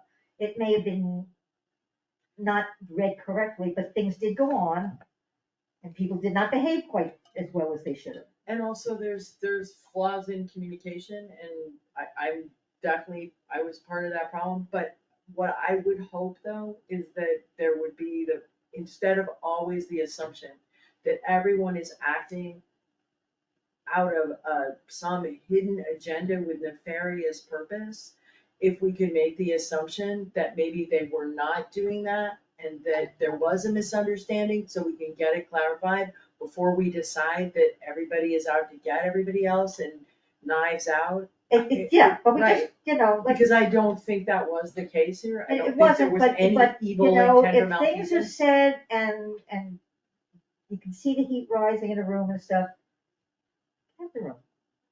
I've done it. I've gone out, I used to have a deck in front of the office, because I was on the second floor, and I walked on the deck. I feel proud that we somehow worked through it. You, I mean, you worked through it, you worked beautifully. Throw through it. down our hands and start screaming at each other or walk out, and refuse to talk to the other person for 3 weeks or something No, I mean, ridiculous like yeah, that. So it in just- the end, I appreciate that we actually worked through it. And I was happy to come tonight and see that you're working well together again. I hope that you feel the same way, that we were able to work through it. I know that you're not happy with my behavior, and I'm not necessarily happy with my behavior either. But I do feel like there was a time when this meetings I witnessed where people did just throw their hands up and walk out and then refuse to come to meetings in a bit of pique. And I would prefer to work stuff out and talk through it, even if it's difficult, than to I wish that we didn't have to wait till the next meeting so that we spend 5 days working ourselves up into tizzies over it, when often we could work it out. Because I know that, I trust that when you're upset about something, you are acting from a place of wanting to be honest and reasonable and support people. I would hope that you would believe the same of me after our conversations for 2 years, right? So Scott said he's sorry. I know, but I think that this was Justin being mad at me, and possibly for good reason, right? Like, I'm not saying that I didn't make a mistake, I'm not. I'm just saying, like, I feel like if we could have had if it weren't for the open meeting law, and we could have had a conversation prior to the open meeting law, a lot of it could have been dealt with without it having to get, all of us get so worked up, but we can't. But I think if we can just hold ourselves to remember that we're all trying to act out of a good place, and that we're not having nefarious purpose, and we don't have ill intent, And if that you we can got get something, past whatever the mistakes are. but if there's I something hope that bad you're to say able about do somebody, that also. don't say. Well, Tell the dog, just on run, that, walk away. on that topic, yeah, I mean, I put a lot of, time and energy in the past year and a half to try and move the town in a positive direction, and I make mistakes, and sometimes I do things that I'm sure don't help the town move in a positive direction. Will do. Yeah, certain things, and like Scott and I may disagree about whether or not recording the meetings and putting them on YouTube kind of helps with the transparency and getting people to trust each other and prevent like all these,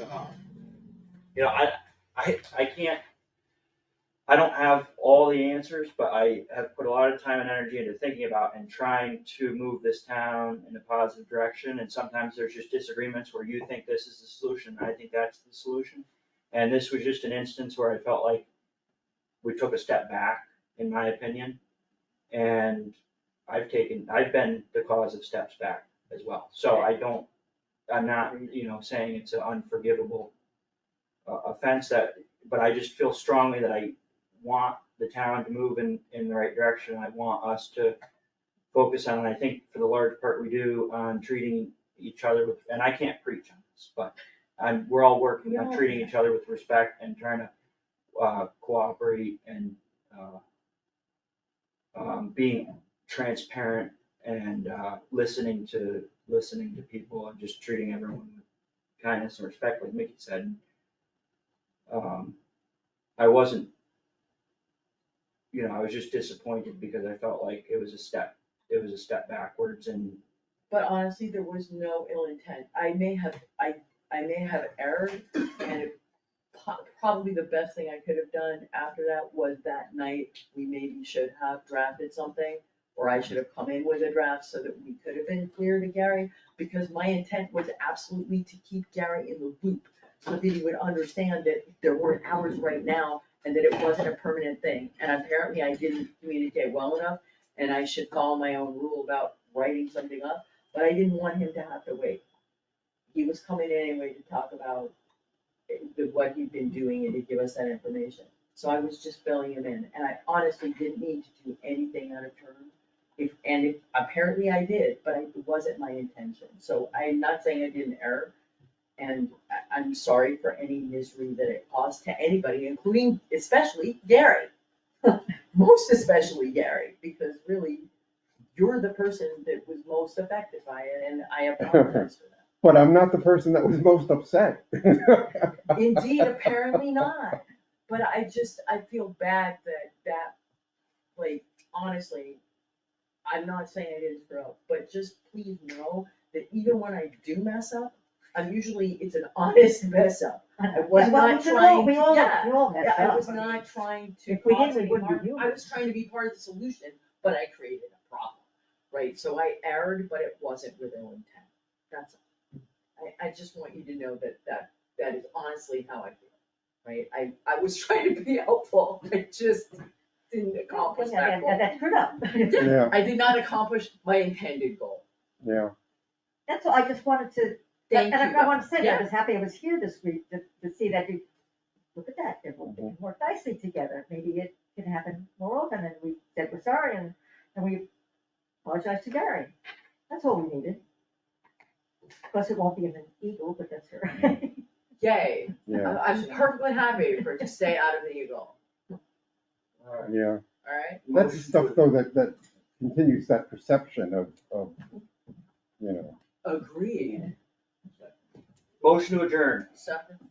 Vote. Seconded for you motion. Yes. Yes. Meeting adjourned at 8:52 PM.